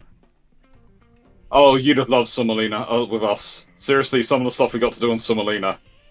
And I've never gutted. before been in an exhibit, and literally, they shut down entrance while we were going through and filming the submarine. They literally shut it down. They Well, weren't allowing anyone else in. while we were in having there. been we inside- didn't ask for that. We hadn't arranged that. They just did it for us. Having been inside that submarine myself, you could barely fit 2 people in there on a good day with a following wind. So I think I can understand why they shut it down. It's a lovely. I could understand why. I just wasn't expecting it, and some of the other stuff we had in there, and poor Drac missed this. In that we had the Finnish Ministry of Defence's reporters came up and came to see us and chat with us about us being there. And again, it was very lovely, but it was kind of surreal. But also, it has taught me a lesson for future, and I think Drac will agree with us this.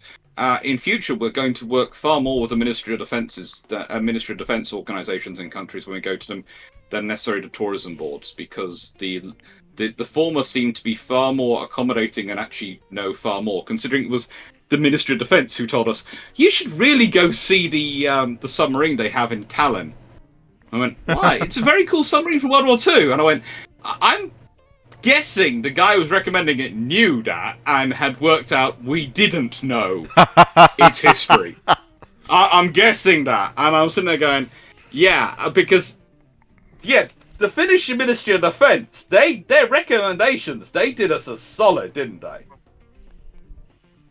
Although I'm never listening to you again on the subject of whether or not I have to truck a suit across Scandinavia for 3 weeks. Look, Beef! Listen, there has to be a story here. Oh yeah, there has to be a story. There was quite a good chance there kept being things of we might need to go to formal occasions. So I said, bring some smart clothes. He brought a whole smart suit. I also brought some smart shirts. I had smart clothes with me as well. Yes, the problem is when you bring a suit, you also have to bring appropriate footwear for smart occasions, which meant basically my entire carry-on suitcase was smartwear and shoes and other related stuff. Lord. Which, well, I should warn you for Japan, for going to the museums and meeting the people, they are expecting us to be in suits and suits. So no. I haven't got a suit. That's something Garrett's already looked at. yes, but the thing is, yeah. if I know that the whole thing is going to be smart and formal, I can bring a couple of casual clothes sets for the evening, and I can then fill my hold bag with suits. That's not the problem. It's when I'm that was the trouble. It was this entire bag of smartwear across Scandinavia for 3 flipping weeks, and it never comes out. And is now it gets everything on those things keep getting cancelled. Yeah. I mean, that was fun. The same case with all my wet weather gear, but fortunately Helsinki graced us with rain on the last day. So I actually it was quite See, funny. the thing is, I didn't take any of that. That's the point. I looked at the weather forecast and went, I'm not taking wet weather gear. I'm not going to need it. On that topic, actually. I didn't. When I was in Helsinki, on the day that I went to the fortress, I was with my uncle, my Finnish cousins, and my mum. And we were going around Helsinki, and we were going to go to the fortress, and we got to the ferry, and it started to rain, and my cousins were like, why don't we put it off and come back later? And I dug my heels in and went, we are going to the fortress, the weather will get better. And it was pouring it down when we were on the ferry, and we got to the fortress, and the clouds cleared, and I was like, thank you for once proving me right. While you were there, did you try their brewery? I sadly did not. Oh, I don't think Drac also got to try their brewery, but I do know from 3 of my colleagues who did try their brewery, Timu and Gareth and Dan, that it was very good. I mean, the thing it was quite funny actually. I'm sure Drac showed you the pictures of the fortress I took that I sent to him. When I got home, I was thoroughly grilled by my granddad Terry, who used to work in the steel industry, about the guns. He asked me like, where did they come from? Who made them? How were they forged? I was like, I don't know. Well, that's an interesting story. And Drac, do you want to tell the story about the gun in the museum? Which one? The 4.7 inch. Oh yeah, that one. That's from Japan. What? Yes, British Armstrong pattern. Yes, I do remember.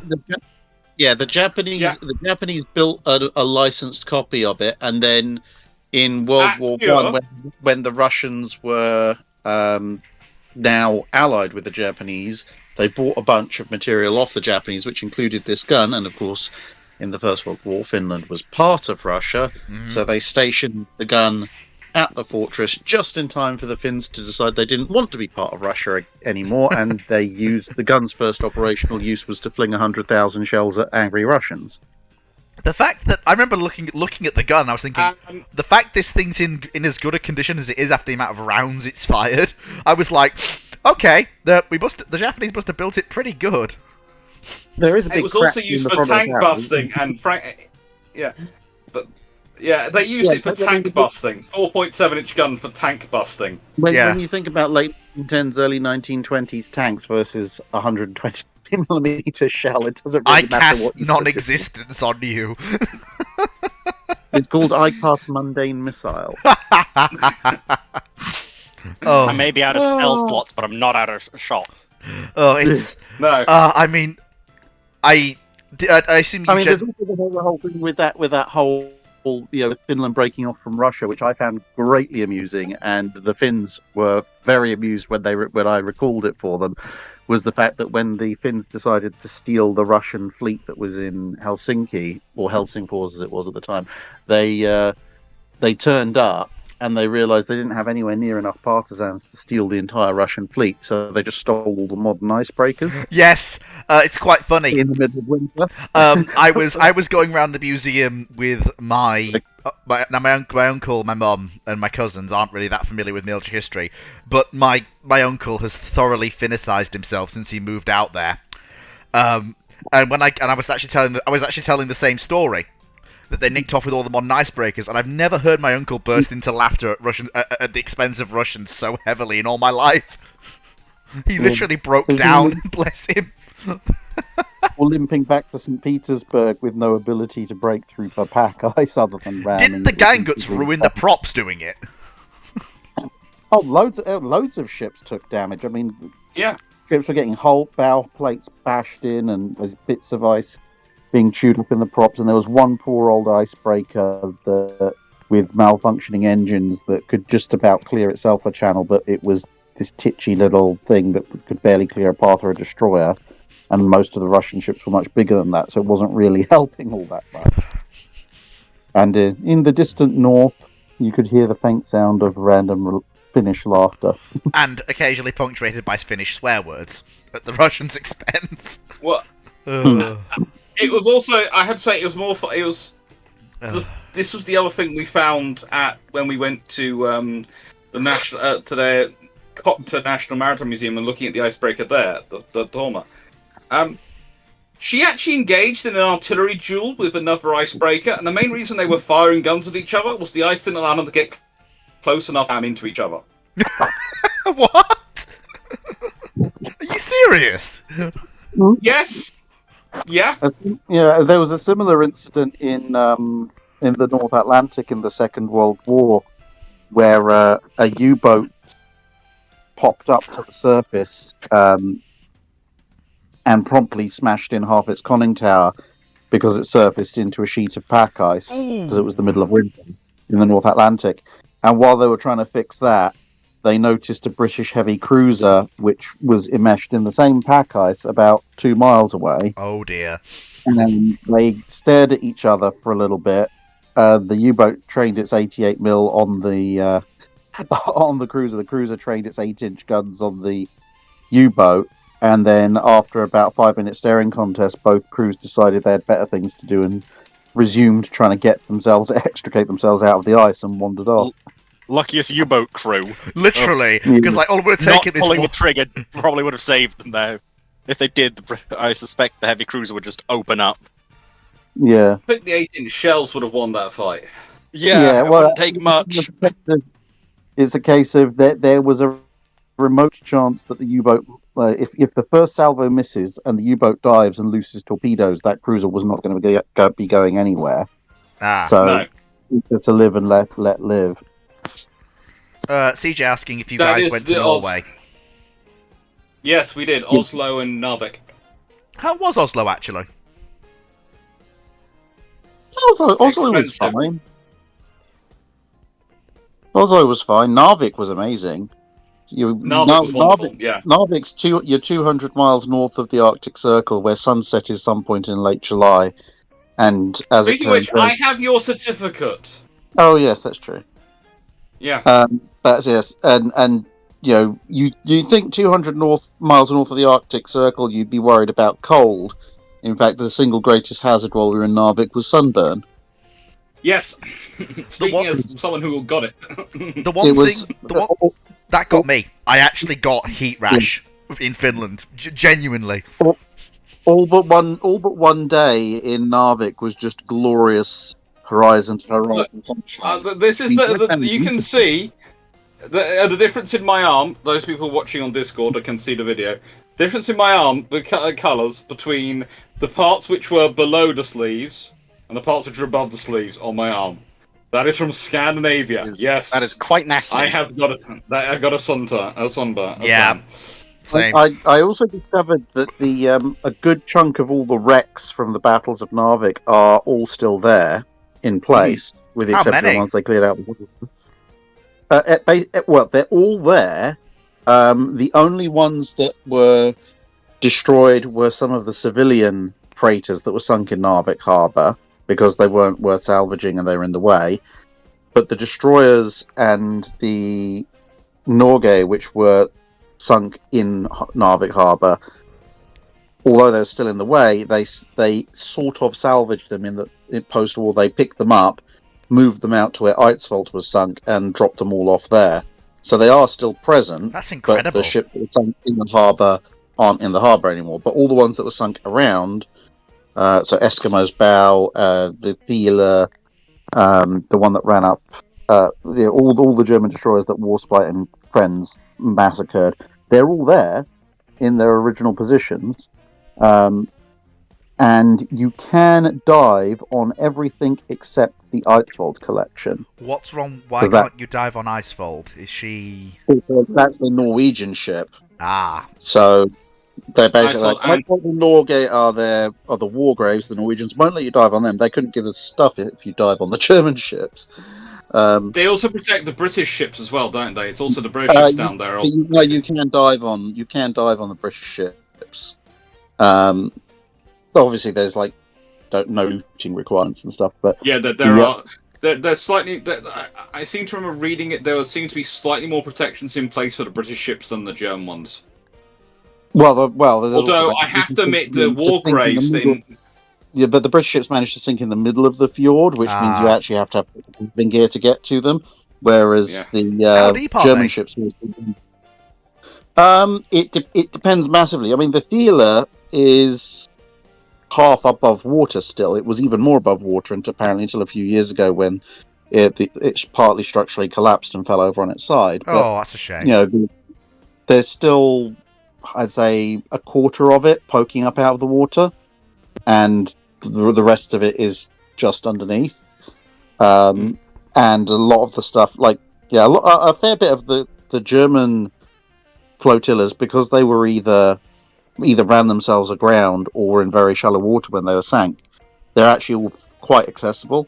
The ones right in the deep, like Eskimo's Bow, are harder to get to.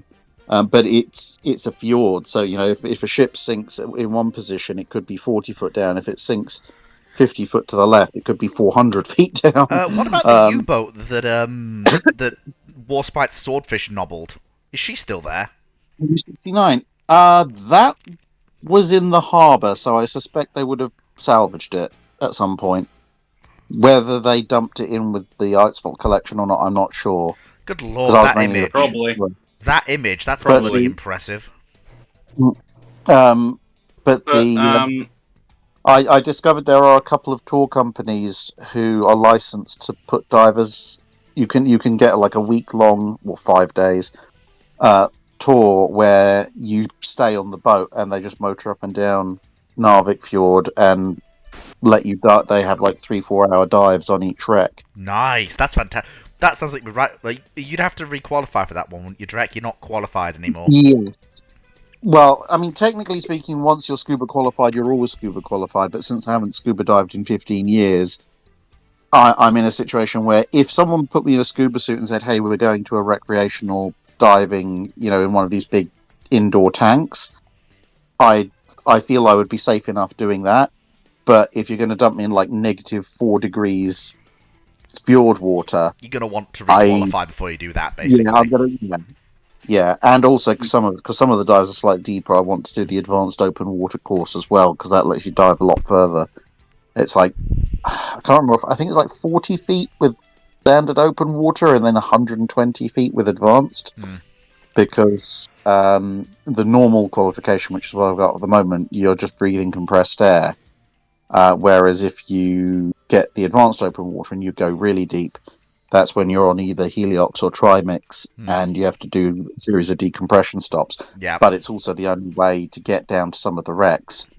Makes sense. And if I wanted to go to dive at Scapa, for example, the German wrecks that are there, weirdly, because they're so big, one of the capital ships that's still there, you can dive to the deck of the forecastle under normal qualifications, but if you want to go to the stern on the seabed, you need advanced open water because the whole thing's at an angle and it drops like 60 feet. Are any of the in the ships at length of- Scarpa still upright, or are they all on their backs? I haven't looked into it in a huge amount of detail, but I'm pretty sure from the descriptions that German capital ship is at least vaguely upright. Which one would that be again? Whichever one they didn't salvage. It was one of the ones that was up for sale on eBay. I still remember that. That was that was a very funny April Fool's joke. On the subject of Yes, warship, that's my plan. But maybe for next year is once I've requalified, I'll spend a week up in Narvik, poking around the wrecks, and then I can redo the Battles of Narvik videos because at the end of the day, And it's one thing to rate it with maps. It's another thing to say, well. And then this particular German destroyer copped a bunch of 15-inch shells from Warspite, and here's the hole. Oh, are you planning on could be taking either an underwater Kun- camera with you? Of course. well, no point There is saying- 3 of the bad German battleships survived in Scarpa Flow. König, Konstanz, Wilhelm, and Markgraf. They're all Koenigs, still aren't there. they? They're all Koenigs, aren't they? I think, unless I've got my Yes, I think so. unless I've got my Yeah, all 3 are König. Strange that all There's also a bunch of cruisers and I think 1 or 2 destroyers possibly from what I can find. That's honestly kind of what weird. I'd also add for Narvik, and this was the first thing that really annoyed us in the strip, was there's a very wonderful company which is has produced these really excellent little underwater drones. Hey. That can go down quite deep, and they're used a lot by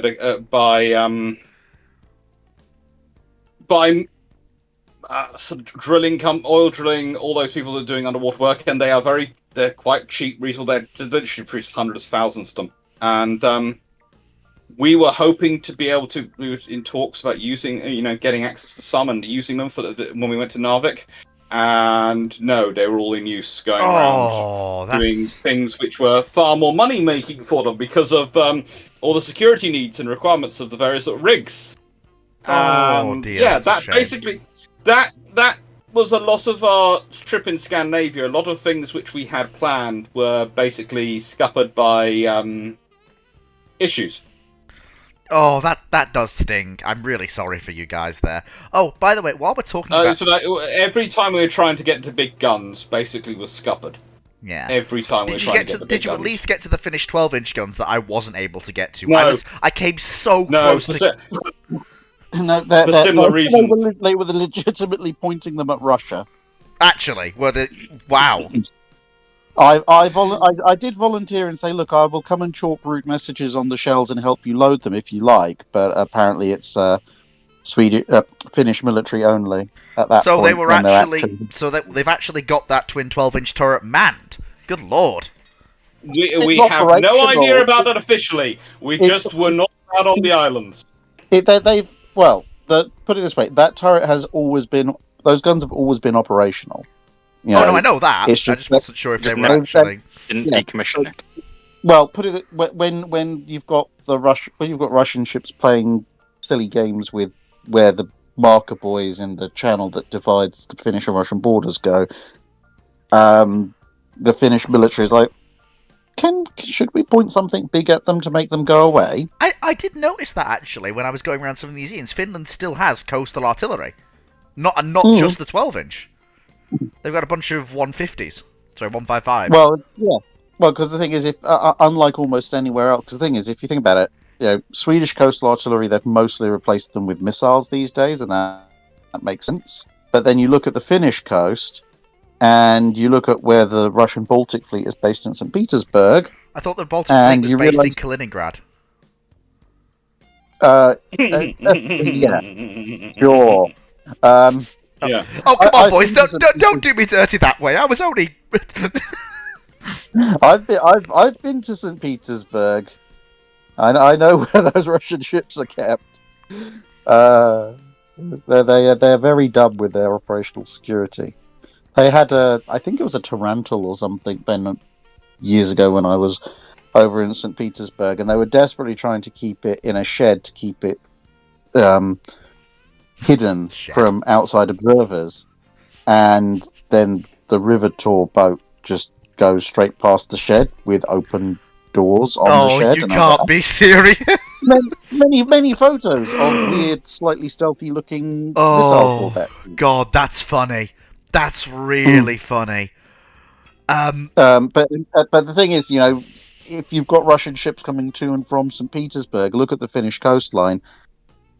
You physically, without risking running into bits of Estonia, you physically can't sail past Finland without some of the biggest Finnish guns being able to shoot you. Yeah, I remember So we were the whole coming reason in. that coastal defense guns went away, which was they're outranged by missiles, doesn't really apply for ships coming past. Yeah.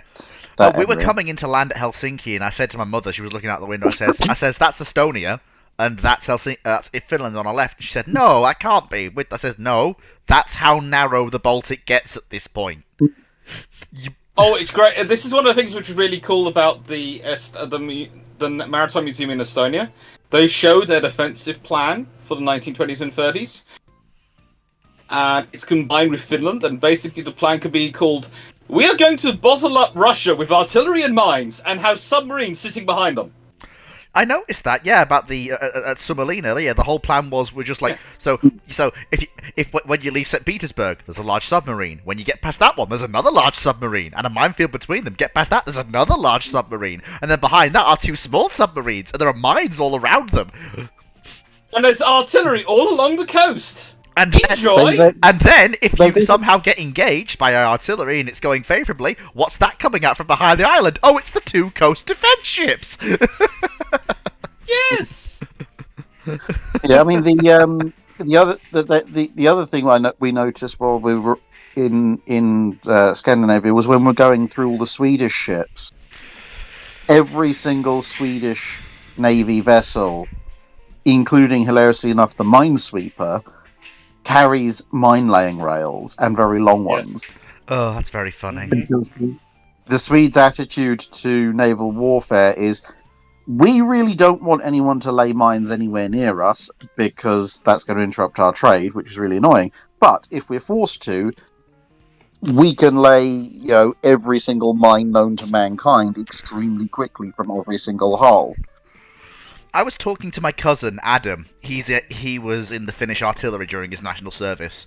He's actually a battery. He was actually a battery commander because he went for the 12-month officer national service.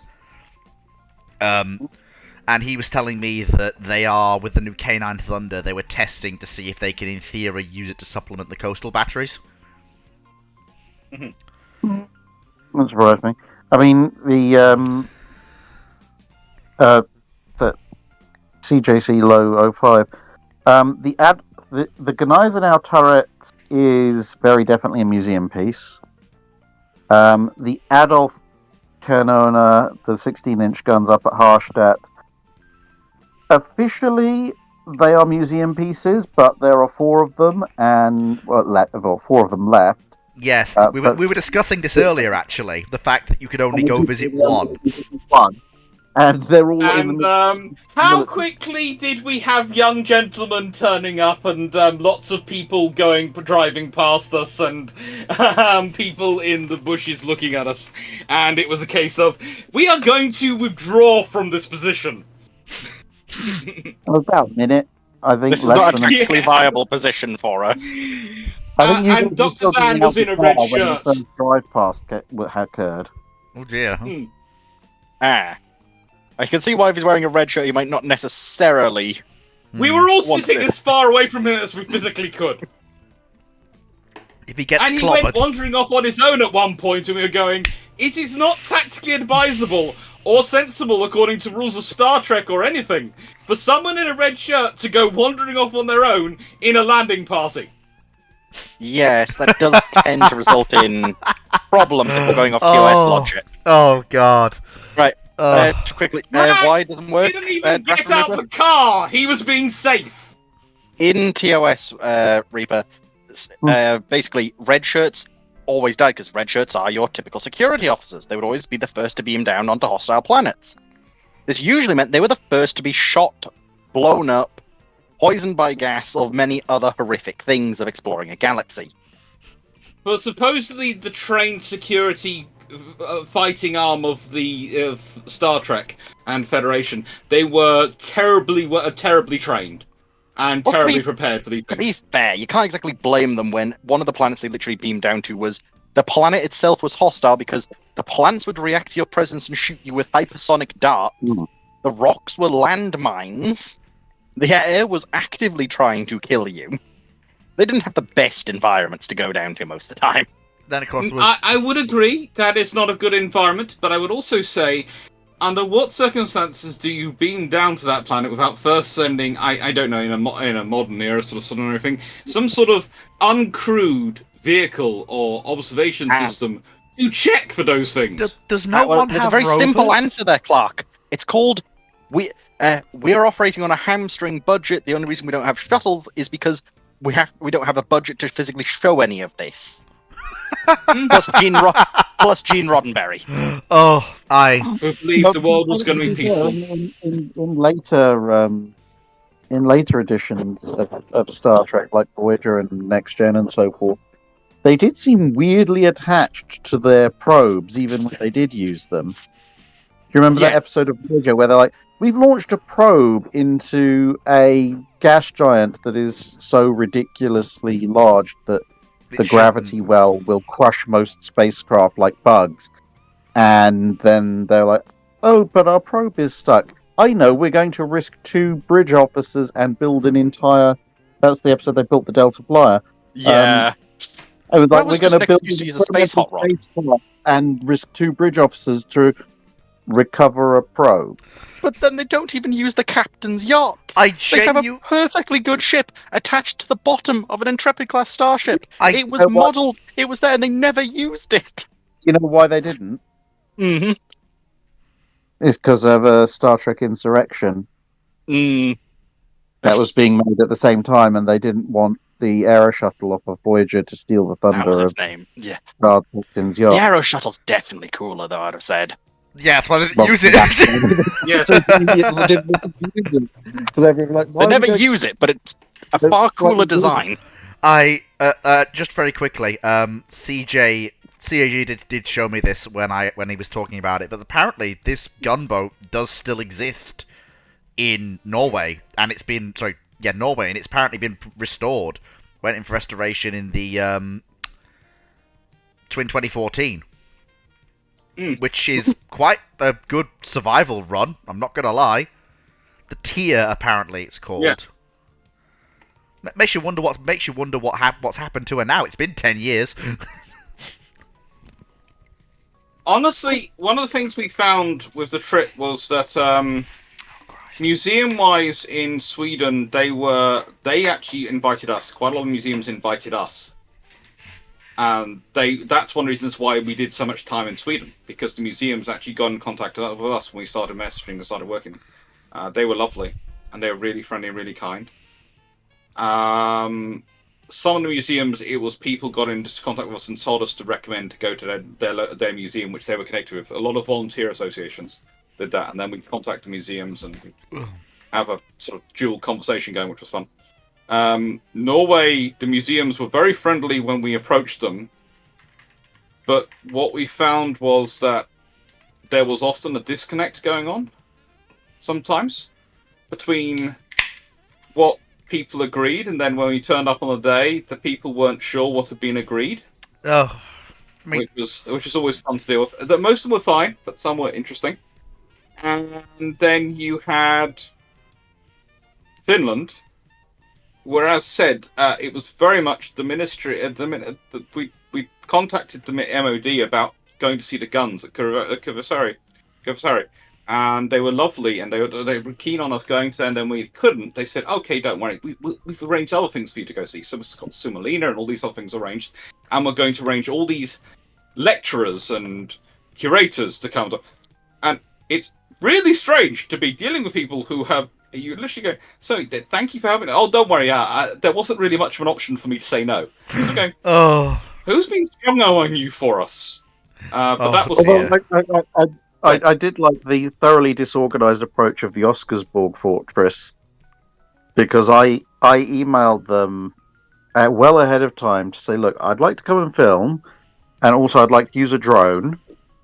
And the person I emailed then forwarded that email to someone else who works for the museum, and CC'd me in, like, oh, can you please deal with this in terms of drone permissions and everything. And then I didn't hear anything back from them with regards to the drone. So I was like, well, nothing gained. The drone over to the fortress, tracked down a member of staff, and was like, hey, look, I've emailed these people. Here's the emails. Can I use the drone or not?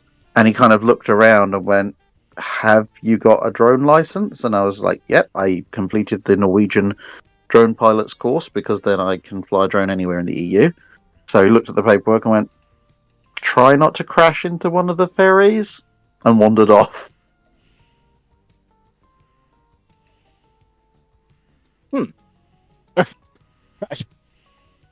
So I have plenty of footage of the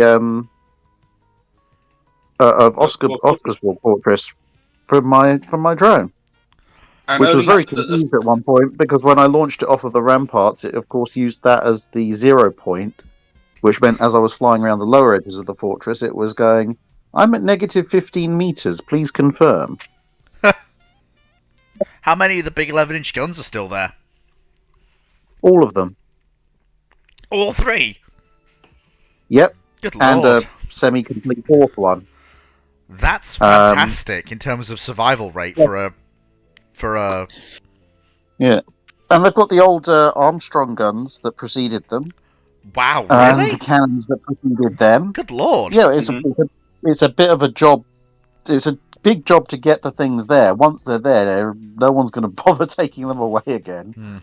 Too much like hard work. The torpedo battery that finished off Blucher, that's actually only open to pre-booked tours, but I found a staff member who was kind enough to take us in there to have a look. That was interesting because the torpedo battery was still operational until the mid-90s. The rest of the fortress had long ago been turned into just a training base. But the torpedo battery was still fully operational, so they're like, well, here's a Whitehead torpedo, which is similar to one that they used to sink Blucher, which I think was just one that they had left over after shooting at Blucher and has just been there ever since. And then and here's this late 80s torpedo, which we would have fired at anyone else who came up the fjord. But it's actually a very interesting torpedo battery because it's entirely built into the rock.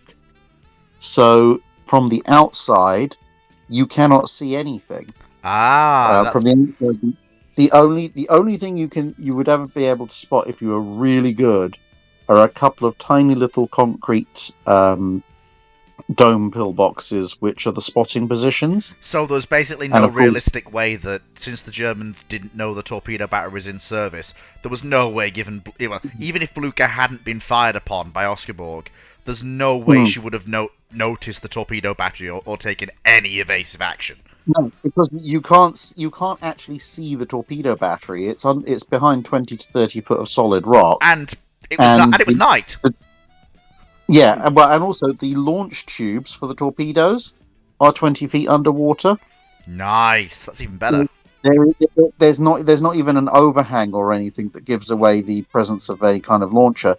Internally, you have the torpedo magazines, and obviously when I do a video, you'll show it all in more detail. But you have the torpedo magazines at the back, and then they fan out on 3 rails to the 3 launch tubes, and they're kind of like they look like little rectangular swimming pools, because then you have an overhead gantry that picks up the torpedo, takes it over the little pool, and then sat into the pool is a kind of a V-shaped metal framework, and the torpedo is lowered down one side in a cradle until it reaches 20-foot depth down in the depths of the pool, and then when it's down there, it's fired through this torpedo tube that's well under the surface, and then the cradle comes back up the other side ready to be reloaded while another cradle is being lowered down to fire again. So it's very ingenious. As I said, if as long as you grow a couple of little scrubby bushes in front of the 2 lookout points, or you just communicate with the battery via radio or telephone from somewhere else, there is literally no way of telling on your approach that there is anything there other than rock. It's You won't know. Oscarborg is arguably one of the only places where I really would argue, well, the Norwegian fjords generally are one of the only places I would really argue that such large fortresses with large guns and other secondary weapons were actually successful. Like, all of the batteries in the channel on both sides never really succeeded in doing much to vessels that passed them by. But the Oscarborg Fortress, the first time it was actually used in anger, I think, unless I'm very much mistaken here... I would like to point this out. With Oscarborg, you could quite easily, with a pistol, fire from the fortress and hit the other side. Oh no, I'm aware. Of the water. It is... There is something suicidal about driving a ship. Honestly, some well-placed machine gunners, and Drac was talking about this when we were out there, we were discussing this, so a well-placed and well-organized infantry company could probably have taken out any ship trying to pass through there with their mortar platoon and machine gunner unit, let alone their riflemen. My ideal, if you wanted an ideal minimum to hold that choke point, I reckon two sets of mortar teams and one unit of snipers, and you could lock that down against practically anything. Damn. And the Norwegians had three 11-inch guns. Well, sorry, by the time the fortress was operational, 2 that you actually managed to crew. Then the 3 15-centimeter guns on the other side of the fjord, which also came into action, and a torpedo battery. Mm-hmm. I will admit, though, the old Whiteheads hit Blucher in the literal best place they could have hit her, forward, outside her torpedo defense. Yeah, well, at that kind of range, that kind of range is so stupidly short. Even with torpedoes, you can be like, I'm going to pick where I want to hit you. They fired 2, didn't they? Or was it one? Or was it 2? She was hit by 2. I don't know if they fired. I can't remember offhand if they fired 2 or if they fired all 3 and 2 of them hit. But she was definitely hit by a pair of them. Moe Waifu. From what I'm aware, Oscarborg was Lutzow withdrew. Then she brought the fortress under fire with her own 11-inch guns from beyond the range at which it could reply. And then the Luftwaffe bombed it, and then it finally surrendered to a company of German infantry, I believe. Well, this was gone over in the museum, so after the Kopas battery with a 6-inch gun knocked out Lutzow's forward 11-inch turret. Really? Yep. Good lord. They planted a shell right underneath one of the guns through the opening in the forward turret faceplate. Bloody hell. And severed the hydraulic lines which allowed the guns to elevate.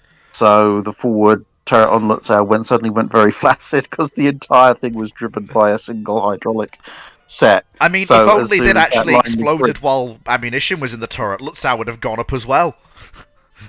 Yeah, maybe. I mean, it was only a 6-inch, but it was quite funny because Lutzow was then completely non-operational as far as firepower went, because in a fjord that narrow, she couldn't turn broadside.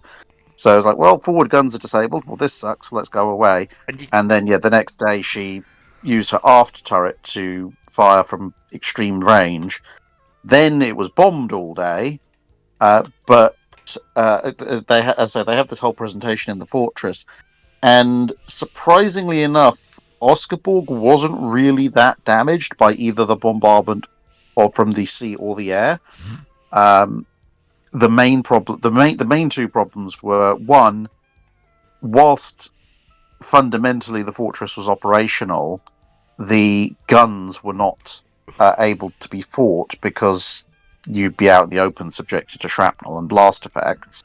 Yeah, makes sense. And two, there was the psychological effect, because bearing in mind there were a lot of non-military people there, so some of the fortress crews' families and so forth, and they were all sheltering. The areas they were sheltering held up perfectly, but there's the psychological effect of basically being in a giant rumble box for 24 hours. Yeah, that can't be nice. And they realised that, well, look, all we can do at this point is sit around and be a target, and maybe after several days they might actually hit something important. So, for the sake of everybody's sanity, it's better to just call it quits at this point. Moe does have a related question, if you two are willing to divert to a quick question about Oscarborg, if you two are alright with that. Moe Might have spent some money and update the defense and equipment of Oscarborg Fortress. What's available for purchase at the time? What would you choose? Do you want to start? Hilariously enough, given that I would say personally the single funniest thing you could have done at that point is that in 1936 the Germans are selling weapons to everyone, including the Soviets. So just buy even more modern German weaponry. Could you one for one replace the 11-inch guns with 11-inch guns from like the Deutschlands or the Scharnhorsts in open mounts? Or hell, just buy a bloody Deutschland turret and plant it on top of Oscarborg. I don't think there's a huge amount of point because one, crewing the blasted things is a problem, which obviously you had at the time. There's a minimal number of staff there, and secondly, at that close range, it really doesn't matter what as long as the shell is carrying a sufficient amount of boom, which is more based on caliber than modernity. Yeah, it really does not make the blindest bit of difference what you're shooting. I think if you were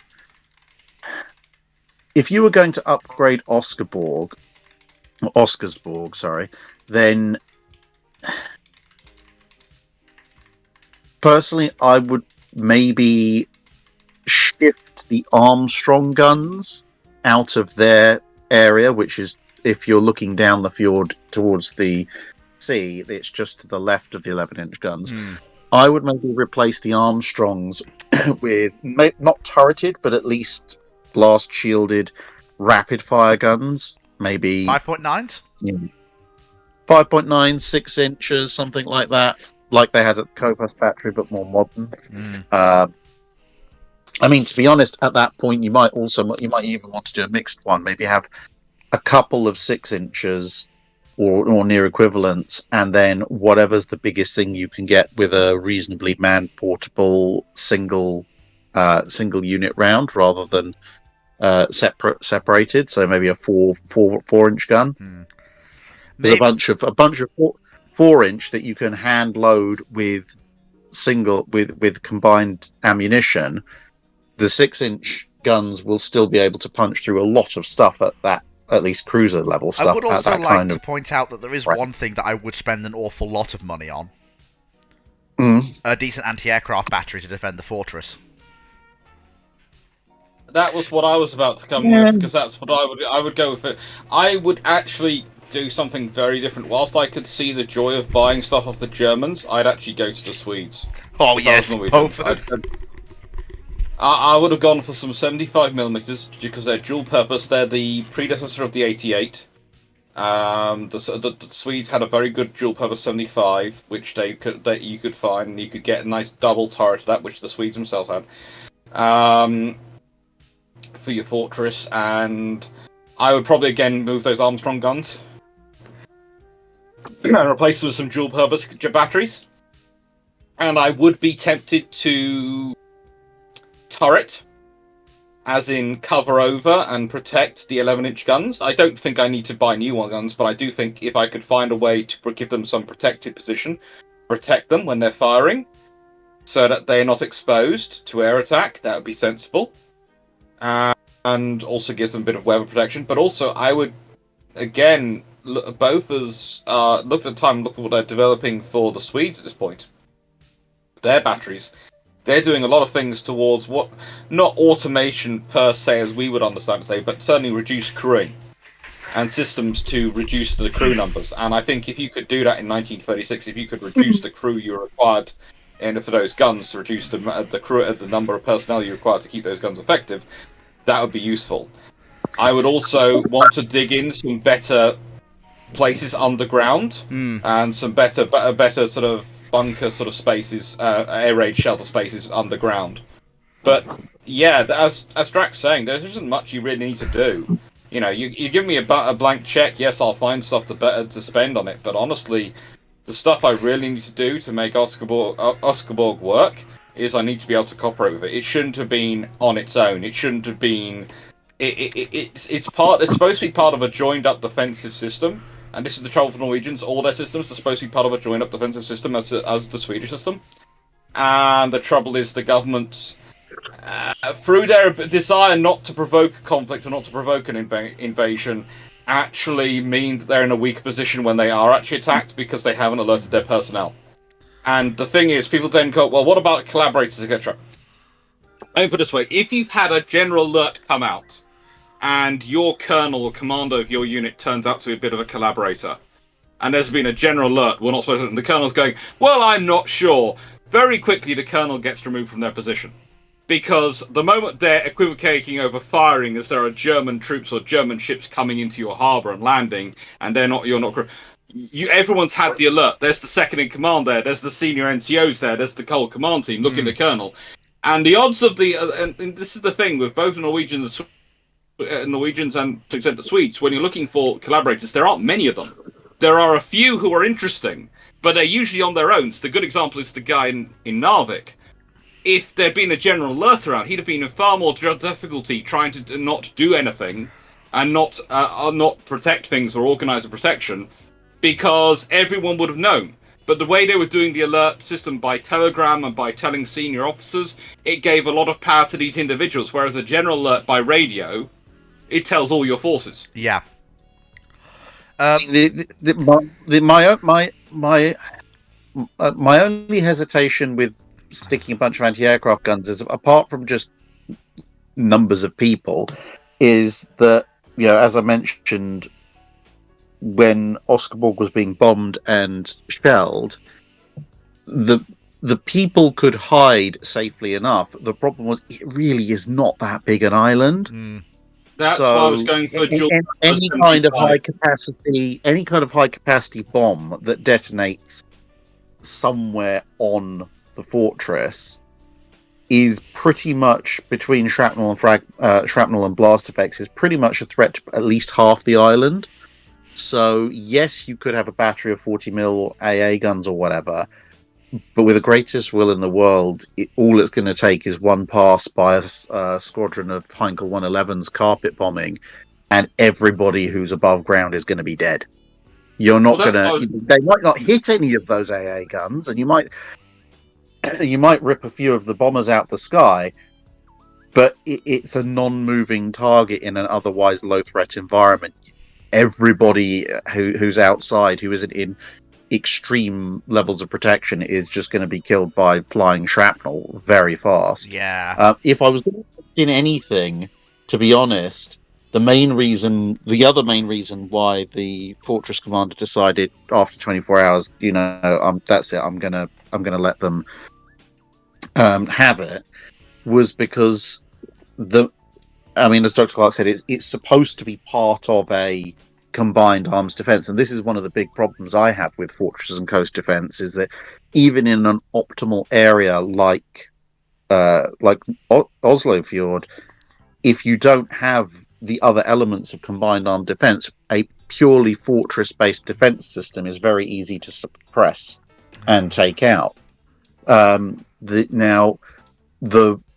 The key reason that he quoted as to why he gave up then was because there was supposed to be a minefield placed around the fortress, and at that point, obviously, the fortress guns, the Kopos battery, etc., could prevent minesweeping efforts, and that would completely stymie any advance, because if you can't sweep the mines, you can't send the big ships up there. Yeah. But the little boat that was supposed to deploy the mines hadn't come yet, so there wasn't a minefield. No. So if the minefield wasn't deployed, there was nothing for them to defend. So that was it. Southerner makes a good point. He says you'd be better off spending... I am still listening, but I am being attacked dog! by a poodle. It's a doggo! That is a big ball of fluff. Southerner says you'd be better off spending the spare money on Norwegian Air, as you said, Drac. Any ground-based air defense is just going to get bombed. Spend the money on the Air Force instead. Buy more gladiators. That would be an option, assuming that the Germans don't send in overwhelming air power from Denmark or from somewhere else they've captured nearby. That could be an option, but if I was to spend money on any one thing that's not my combined 6-inch and 4-inch quick-firing battery instead of the Armstrongs, the other thing I would spend money on would be mine cannon. I'm sorry, what? There was some experimental... as far as I'm aware, no one actually put one into service, but there was some experimental units devised in the interwar period, and they even worked on them in wartime as well, which were halfway between like a K gun or a Y gun, i.e. a depth charge thrower, and howitzer. They had the capability to, at relatively speaking low velocities but at high angles, fire the smaller types of anti-shipping mines. And if you could get one of those working, then it wouldn't matter that your boat hadn't gone out to deploy a minefield, because you could deploy a minefield of your own using your mine cannon in 15-20 minutes. Oh my. At which point... An interesting idea. It's an interesting idea. There's a lot of... The reason they didn't really catch on is that it's actually very difficult to do, because you're sending something that weighs an awful lot into the sky and is mostly composed of explosives into the sky, so you can't fire it very fast like an artillery shell or even a howitzer shell, which is therefore going to limit how far it can actually go, which reduces its utility. But also it has to be a fairly substantial unit with a fair amount of kick behind it, because mines are big and heavy, especially with all their anchoring units and everything. And so it was a very difficult balance where, the ones that were really safe, you could have probably used a trebuchet and got better results, and the ones that actually had any kind of meaningful range had a not insubstantial chance of either ruining the mine or accidentally setting it off when they fired it. Which, that's why they remained experimental. I mean, at that point, to be honest, you could find out whoever Jorg Sprava's great-grandfather is and just construct a massive rubber band catapult and fling mines out that way. I cast Minapult. Minapult. Yeah. I had to say yes and that, but I'm still sort of kind of like my 3-inch turreted battery, my 75mm from the Swedes, but I think if you're going down that route of deploying mines and having methodologies of deploying mines, one of the interesting things I saw discussed while we were in Sweden, and some of the things they were theorizing, was actually what they call a mine railway, a mine system, where they were going to have a rail arranged underwater, and the mines would literally just go out on these rails, and this little track would take them to the position, and you could launch them that way. As someone who, as someone and who, that seemed like quite a cool idea. as But I'm someone, not sure how that would work in the fjord. That could probably work actually around Oscarborg, because I think the fjord is just about deep enough it would work, but not so deep it wouldn't work. Better idea still. As someone who loves railways and loves the whole coefficient between steel wheel on steel rail, I'm not entirely convinced of Fleet loves.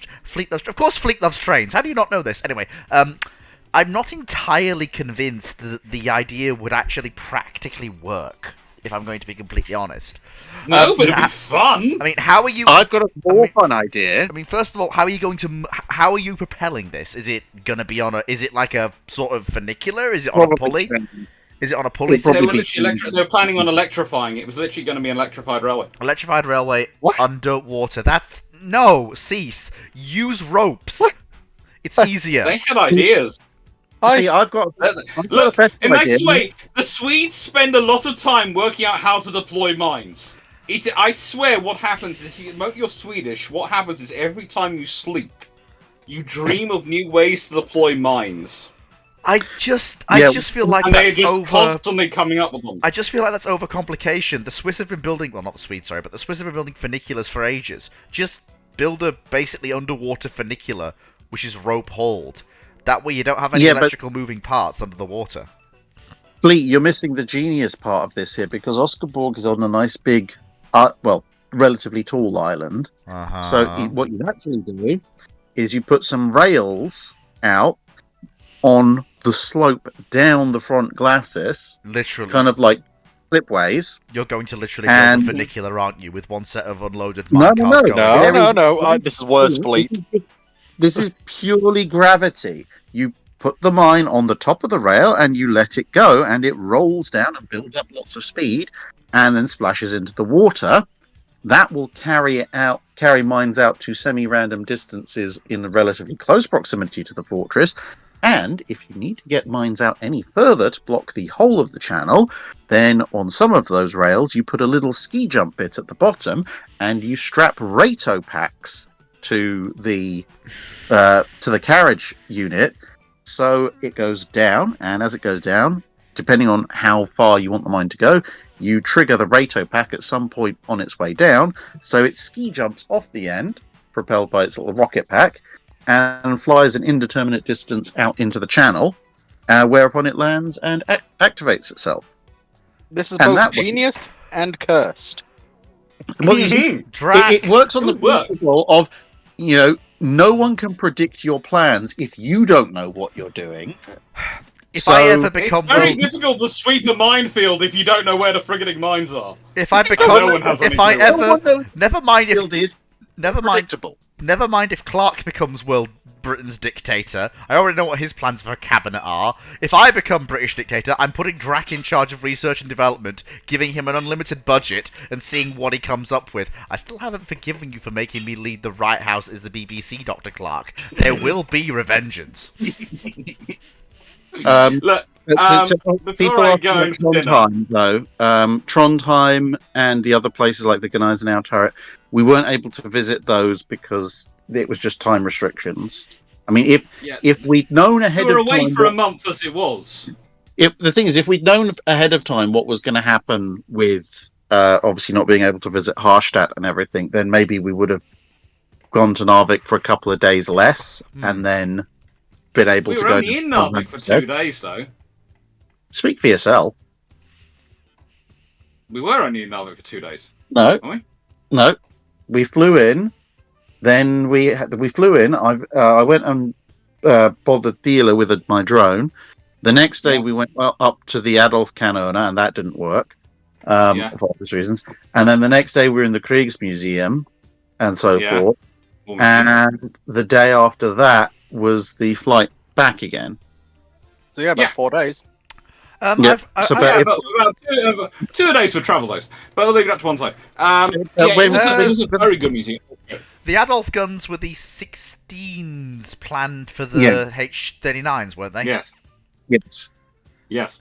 Were But the thing there- is, if we'd known that was going to happen, then what we could have done would be to, we could have, if we'd known we were just going to have to go there for the Kriegsmuseum, we could have flown in on the early morning flights, seen the Kriegsmuseum the same day, and then the next day got a flight down to Trondheim. At which point we would have had a day or two to play around there as well. Fair enough. By the way, basically the whole of the thing is the whole of these trips. It's always trying to cram as much in as we can. It's one of those things that's annoying when things don't play off, but it's also things like, it's the whole thing of this is quite a long trip. It's a lot of us there, and one of the reasons we can get through as much as we do is because literally. And I'm not sure if Drax is going to agree with me, but I tend to describe us descending on a museum like a pack of wolves. We each have our own sections. We're quite well drilled about what we're going to do, which areas we're going to do. Drac will tend to be doing the tops, and he will tend to do the above deck parts of a ship. I will tend to do the below decks, the engine rooms, and the insides. Dan Calden, the Boom Boom Dan, was going around doing all the exhibits. Dan Freeman was going around interviewing people. Gareth was going around interviewing people. They're all going around recording bits, all taking photos. It's quite funny when we're doing museums and they're just sort of going, yeah, you all just disappear off to your sections. We expect you to stay as a group.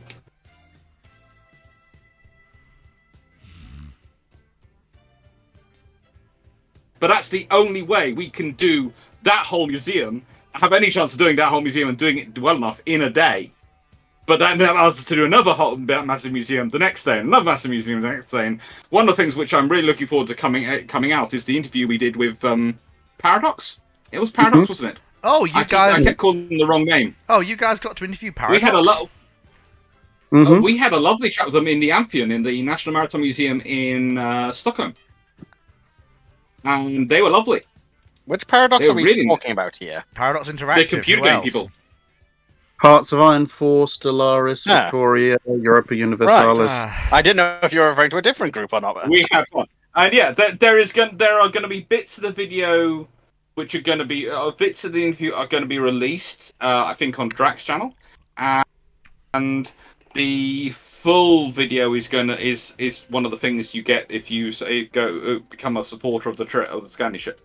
24, and it's going to be it's a whole thing. Gareth is sorting it out, putting it all together Drac now. has visited Paradox. Well, that could only do well for the community game nights, since it's known that Drac has visited Paradox. That means that my Hoi 4 nights will expand. The Hoys are already as bad as it is. I must have more.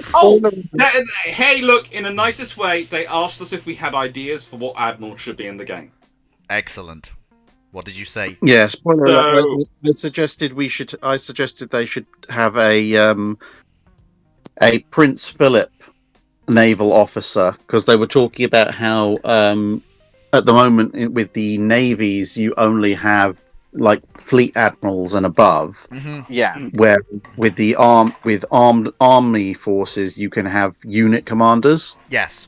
Which and then can potentially later. Yes. So. I suggested that you should have a unit commander, Prince Philip Mountbatten, and then... So basically ships captains, because there's no unit below a fleet. Like which can then become full admirals later on as they get experience. That would be interesting, because the extra suggestion there was that... obviously, at the beginning of World War II, historically, with Greece being neutral, he had a choice of potentially going back to Greece or staying with the Royal Navy. So that could be a decision tree. One of the funniest things about Greece is that... Sorry, go on. I'll let you finish, and then I'll say. Well, I was going to say, if the UK goes non-monarchical, because obviously after a little bit after the war, he had to basically choose: does he want to be Prince Philip or does he want to be Philip Mountbatten Royal Navy? Mm-hmm. So at that point, you could have another decision point of if the UK has abandoned the monarchy, Mhm. you could potentially have Prince Philip continue and become an admiral or even First Sea Lord style, under a completely secular UK government, because if there's not a monarchy, he doesn't have to make that choice. The problem And with the only problem with that, if Drac, is that the only path that results in the UK not adopting the monarch is a communist revolution where the UK royal family is killed or exiled. So yeah, But in the that case, thing though, is- that's when he would, probably leave, surely. Yes, Yes, go back so to that's Greece. the thing. You have an But, alternate decision tree there where he could go back to Greece and become a Greek admiral. Or alternatively, there is an option, and I know this is funny, but it's a bit of a meme I just wanted to suggest. Greece has an option where they can either bring the monarchy back as they did historically, or they can bring the Republicans back, and then the Republicans can either stick Republican, or they can compromise with the monarchists and do a constitutional monarchy. That path inevitably always leads to a Greek invasion of Turkey and the restoration of the Byzantine Empire. Now, I'm not saying that Fleet, Prince you've Philip... got one thing wrong there. That Prince That's Philip... not the Republican path. That's Prince... the fascist path. Yeah, but I'm not saying that Prince Philip should return as the emperor of the restored Byzantine Empire, but, weird things have happened. Look, we already had the discussion that if he actually had stayed in the UK and still married Elizabeth, even though they stopped having a monarchy, as First Sea Lord, he would, of course, lead a very well-organised coup which would restore the monarchy and put his wife back on the throne. We already worked that one. It's so true. Oh, dear. Although... That would be an excellent excellent on the throne. It becomes First Sea Lord. Basically, a timer starts. Yeah. That if you're not a very popular government, there will be revolution. The royal family, the Queen will be restored, and it will be organised by Prince Philip. I really wished you would have told me you were going to talk to Paradox, because then you could have. I don't think they. It doesn't sound like this was something exactly intended, though. Well, it was intended. It was planned. I do wish you would have told me. We had to keep it a bit quiet. We were told we had to keep it a bit quiet. Not unsurprising. Because, well, first things first, you could have told them that Salamis is long gone by the 30s, because because the Greeks can rebuild Salamis, even though she's long gone. If the Greeks side with the Germans, but nicest way, the Swedes can also get a super battleship. So, in the nicest way, there are some things which are Hearts of Iron 4, which are just there for fun. But it's not a super battleship. There's a difference between... It is... Is it? It's 1940. Yes. It's a 1940 heavy hull, but not a super heavy hull. Yeah, the super heavy hull. They can get rapid build on a super heavy battleship. Oh, yeah, that does sound very... The thing is, though, there's a difference between building a new ship from the keel Don't take this the wrong way, but for some reason, a Swedish computer game company has made Sweden in Hearts of Iron 4 ridiculously overpowered. There is a reason we know play... of Swedes, and they... Gone. There is a reason we play with the naval rework mod, goddammit. I like my navy's realistic. Even then, Fleet, you've seen my Swedish super battleship carriers with, 12 18-inch guns and 30 planes on the back. You know I hate you for that. I'm there. As we were saying, I'm there. I am getting sent pictures of pizza, so I hope you do not mind. I am off for my dinner. That's fine. But it's been fun as ever chatting with you. If you want to do more Scandinavia chatting, I am happy to chat away about it next week, and really would love to chat away because I think me and Drac would have fun. And if you want, I can see if some of the other Scandi Ship 24 crew are available to come along and chat away. Usually Dan has Mondays off, and I think Garius could probably be organised. And if you want to have us all, my only qualifier for all of that would be that next Monday will be less than 24 hours after I've finished massacring a bunch of Lancastrians. So, I see. Well, look, in the nicest, he'll be tired, but I can guarantee, knowing him, he'll be ebullient. But I would also say, if you want to move it back another week. You can do that. I mean, I can do. We don't mind. I mean, Drac,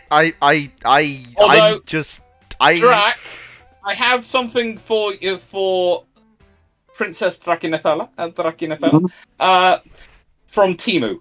Timo has given me a present for her, and I will have to give it to you at some point. Also, I have it. Yeah, also, Drac, while I've still got you and Dr. Clark face to face before he goes for his pizza, because he'll laugh at this, I am very, very, very, very sorry on behalf of my 2 communications officers who have accidentally forced me to force you into viewing the unspeakable timeline nonsense of which we shall not mention the name of lest I go mad. Oh, you mean the thing that Reaper's been working on in the chat? Yes, I mean Drake's drum. I'm apologizing profusely for exposing you to that, Drac. I'm so sorry.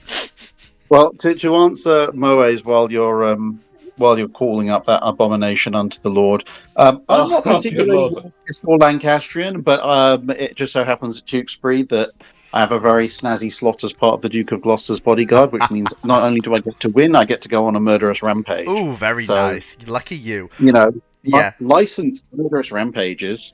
Yes. He does like those. Yeah, anyway. Before anyone asks, as far as my own family history goes, at one point we were hired by the Yorkists, then we were hired by the Lancastrians, and then we were hired by the Yorkists and then the Lancastrians.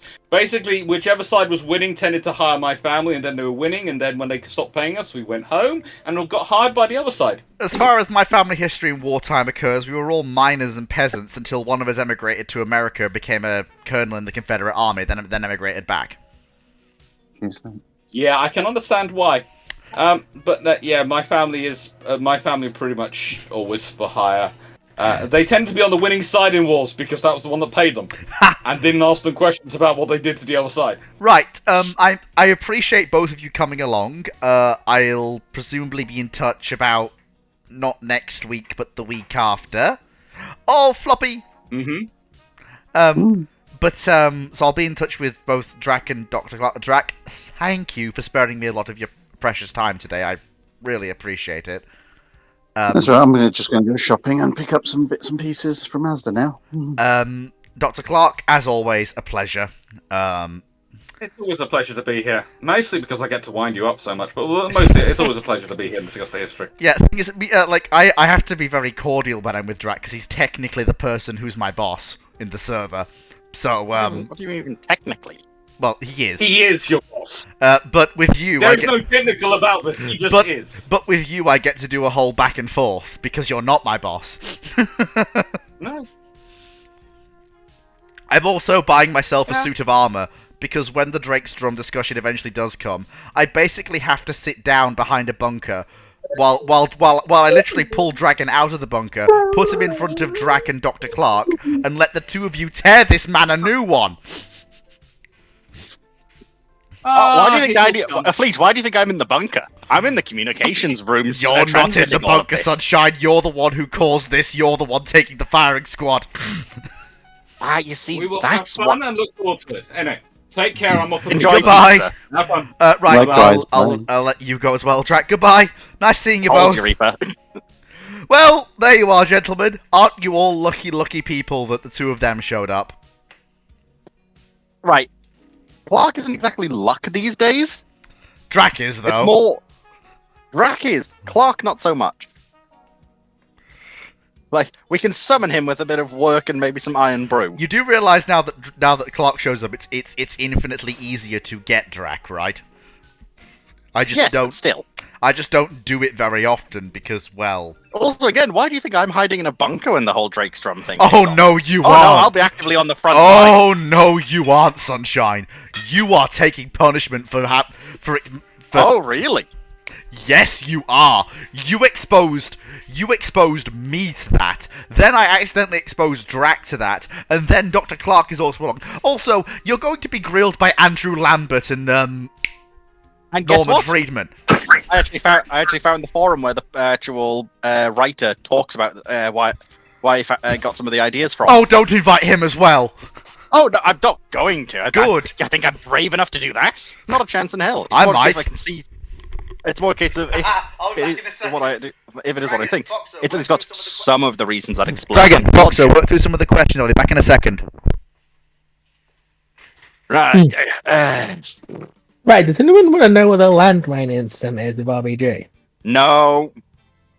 The landmine incident has been solved, in fact, because Fleet's already been informed by RBG. In pussy. Landmine incident has been solved. Now, I didn't even realize Phoenix was here. Now I keep scrolling back because a lot of these questions are from much earlier. A lot of scrolling. There we go. There was the one about the twin Mustang. Wasn't much more before that. How much of a mess would Taffy 3 make at Jutland? Was one Brackman mentioned earlier. Planes at Jutland. Pretty simple to see what would happen here. Like, depending on who side they decide to aid, things go very badly wrong. They do. I think the planes, the actual destroyers. What people think of when they think of Taffy 3. Well, Taffy 3 is 6 carriers, 3 destroyers, 4 destroyer escorts. So, as long as they don't get engaged, bad things happen. But if they are engaged, well... Yeah. If the destroyers get engaged, they're just fucking dead. Yeah. Well, then again, I'm trying to figure out... The destroyers might not be dead, but the sheer quantity will probably result in death. Yeah, because they've got at least one Fletcher. I think, in general... I don't remember if they were all Fletchers, but Samuels B. Roberts was a Butler-class destroyer escort, which is a bit mediocre. So basically, sheer numbers would crush them. But again, the actual plane strikes potentially from Taffy 3 is a lot.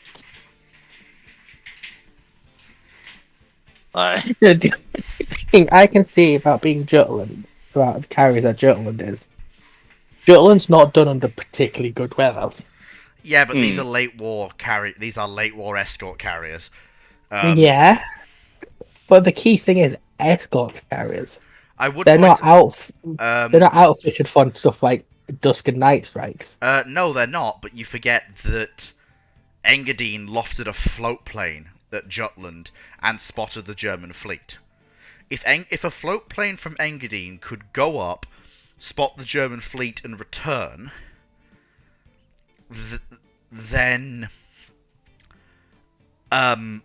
conditions are good enough for strikes to be flown, find the German fleet, and hit it in the same period. Yeah. Presumably multiple strikes, given that Engadine's float plane is a World War I era aircraft. Its range is not that great. Whereas we're dealing with stuff like Grumman, Avengers, and Wildcat. Yeah. So they might be able to perform multiple strikes. In fact, they might even be able to orbit over the fleet, like a squadron of Wildcats orbit over the fleet, so that the strike packages always know where the German fleet is at all times. But they've got to find the fleet first. They'll know. No offense to the Americans, but the British have early triangulation. They've got the comms interceptions. The British know where the German fleet is. Foxo, I would point out that the Battle of Jutland is very widely studied.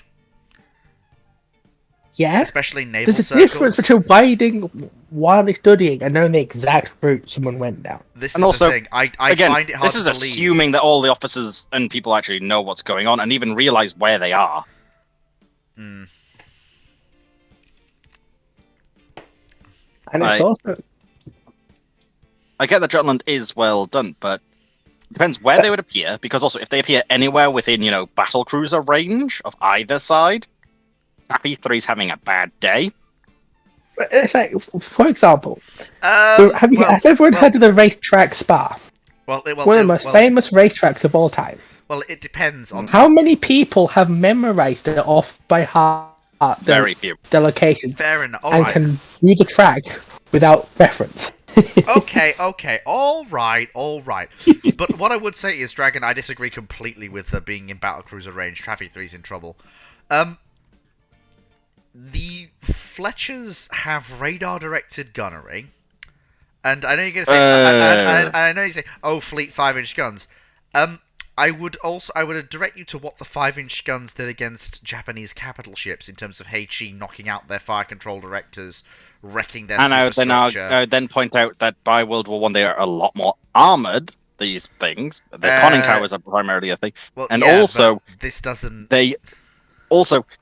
you might be able to damage that, but most of the turrets have rangefinders. They don't care that you've knocked out the main ones. So do the Got ships their in own. World War II. That's Also, not the problem. I also suspect that, the British or German fleets that would engage them would be a bit more sensible than going, fire AP at it. Well, no, they might not, because these are destroyers that are the size of small cruisers. I'm referring to the carriers, and no, they're not the size of small cruisers. By World War One, the Fletchers kind I of mean, are. no, they're the size of a scout cruiser. Yeah, that's what I But mean. you use HE to engage a scout cruiser.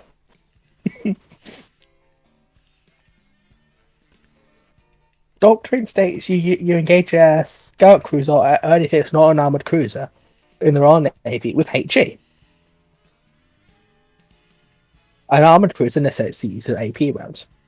Oh, heck.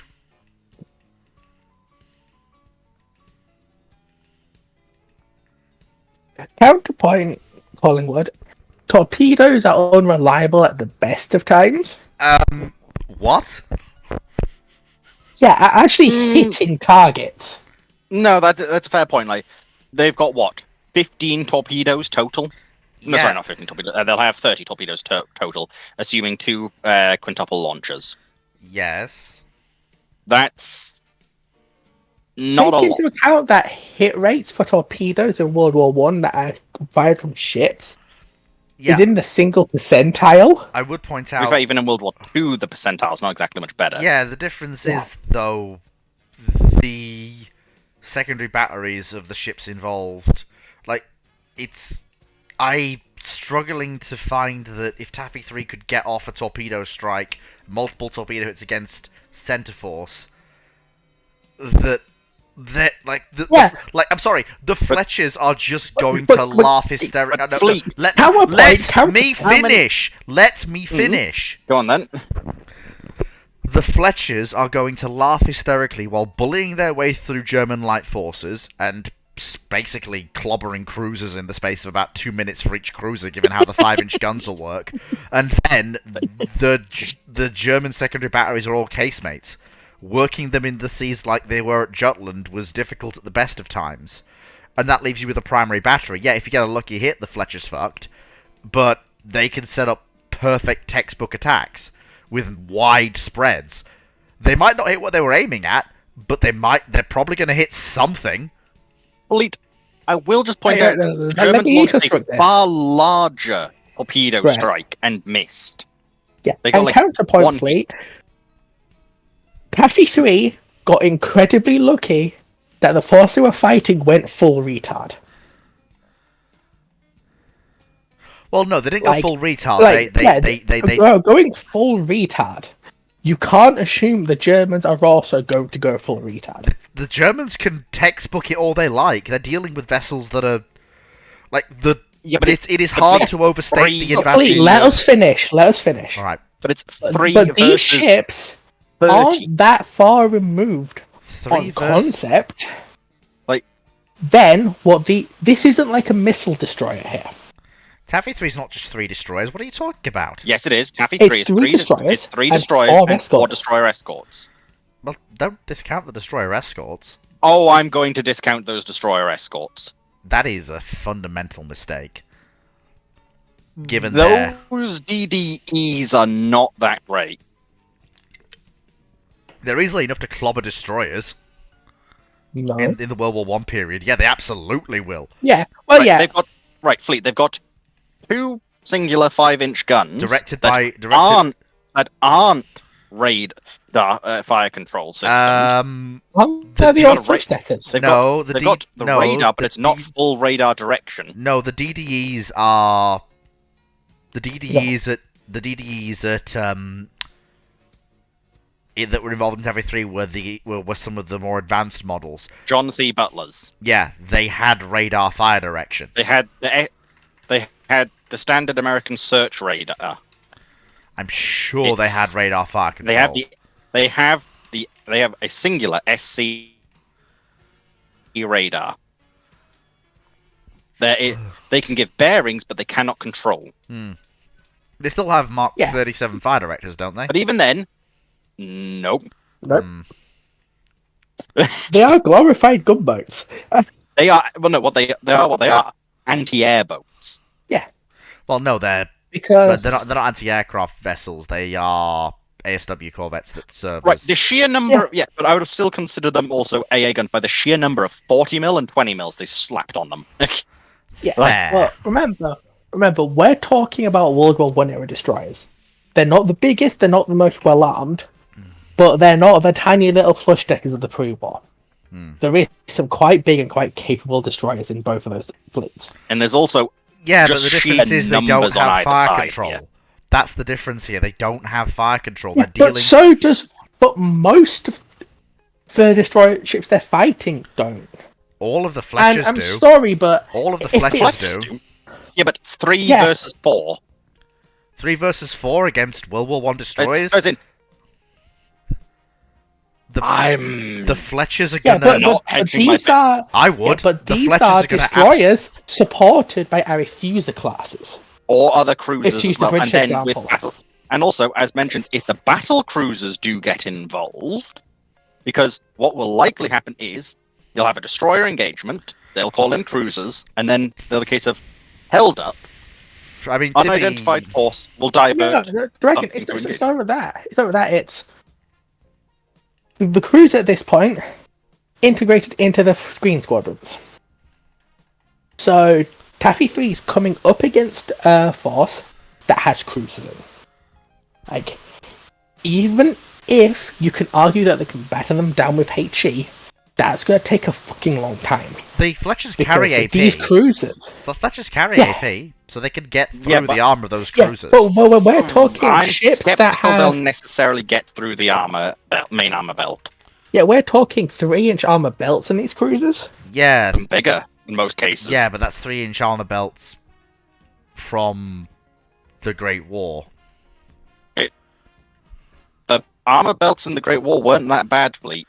To be fair, No, it's the they fact weren't that as good as later, but they we're were dealing- still pretty yeah, decent. we're dealing with World War II era 5-inch. We're dealing with the excellent 5-inch 38. That gun did pierce belts of similar effective thickness during the Second World War. Yeah.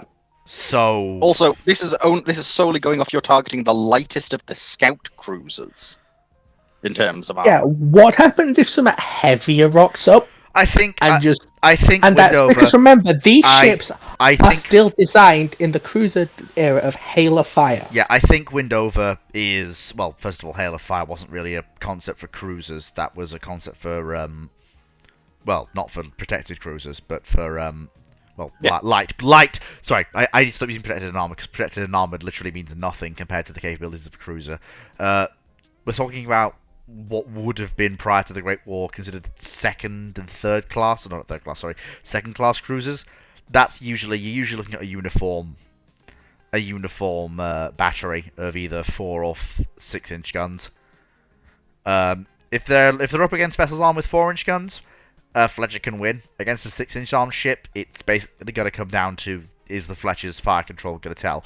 But I think Windover puts it best. The problem for the Fletchers is they're entering a melee. They can do a lot of damage and can probably take more than a few combatants with them, but the Fletchers have no armor. All the Germans have to do is hit them a few times, which is not a big ask under the circumstances. He's right there. He's absolutely right. Yeah, well, this is what we said from the beginning. Just sheer numbers mean they can't. Oh no, I'm absolutely correct. I was just having a discussion about the fact that the Fletcher's actual ability to deal damage in the circumstances. Oh, like the Fletchers will be able to hurt a lot of. I don't think they'll do too well against the heavier stuff, like the armored cruisers, or It's gonna come, and the actual battle cruisers are just gonna laugh at them shooting them. With the Your armored, only hope is your torpedoes. with the armored cruisers, it's gonna come down to Torpedoes. yes, torpedoes and how the 5-inch guns are used. Are they landing any lucky hits with 5-inch HE on fire control? Because the armored cruisers don't have fire control hoods for their turrets. Yeah. So it's going to come down to, are the Fletchers able to basically blind them and then work them over with HE and torpedoes?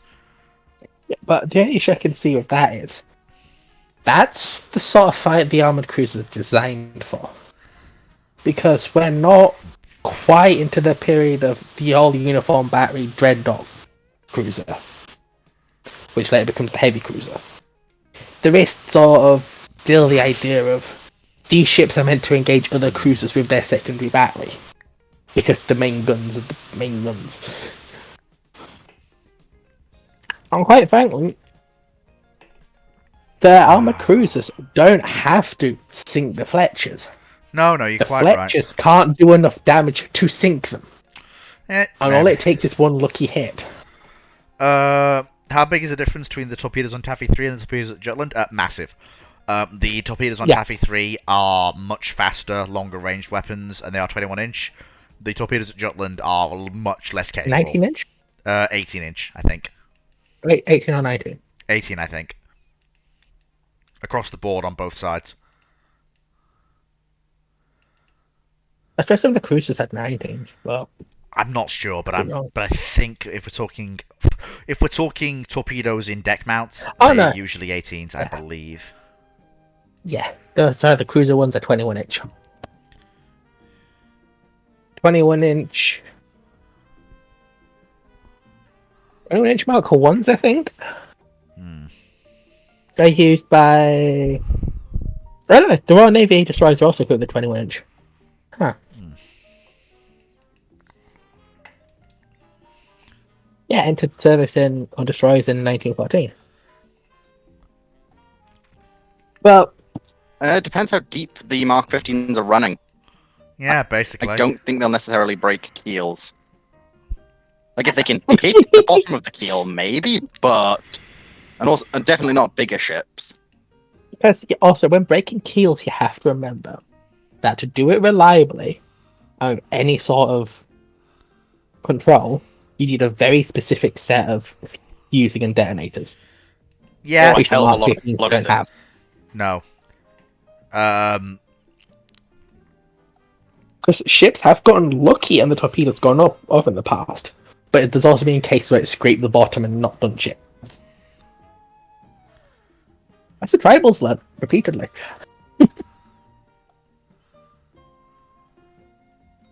It's like what happened with Edinburgh. Oh. She got unlucky, got one there, then another finished her off. Whereas for Belfast, she had to hit one of the largest mines the Germans had to split her keel. And to be fair, she still managed to keep going enough to get home. Yeah. Edinburgh probably would have made it if it wasn't the second hit. The second torpedo. Yeah, basically. What mod were the American torpedoes at that point? I'm not sure off the top of my head, I have to admit. But if we talk about keel breakers, they don't come in until late war. And even then, it's this is fully it's 4, iffy but at yeah. best. You sort of need the proto hello, Paul. guidance to Nice actually to see hit you actually the on keel. Discord as well this time. Welcome to the dry dock. Yeah, but just to get my point about the difference between World War One and World War II torpedoes. World War One torpedoes use gun cotton, which is I think 0.6 times as energy dense as TNT. Someone correct me on that. While World War II, you have actual high explosives like Corpex, not even earlier forms of plastic explosive. It's like the same diameter of torpedo in World War One and in World War Two. It's like 4 or 5 times the blast effect because of how much more energy those warheads have. Basically, yeah.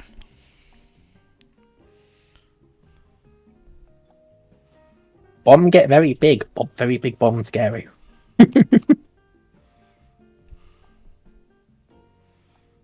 Yeah, a bit more powerful. But in this situation, but questions. like with any torpedo, until you get reliable guidance, the issue isn't the warhead by the end of the war, even by World War II. It's actually hitting your fucking target. Yeah. If aircraft that can get within hundreds of meters of their target have issues hitting ships. Now try doing that from another ship about 10 kilometers away. You need to be very big brain, especially during World War One, where the early torpedo fire control just isn't a thing. You just have to do it by hand. Yeah. Like, you have to be a good fucking maths bloke to be a torpedo officer. Right, I'm going to do a few more small questions. Well, not a few more. I'm just going to do a quick fire round of what's coming next on the Discord. But for the YouTube audience, I'm going to call that here. Thanks very much for watching. Hope you enjoyed Draken Dr. Clark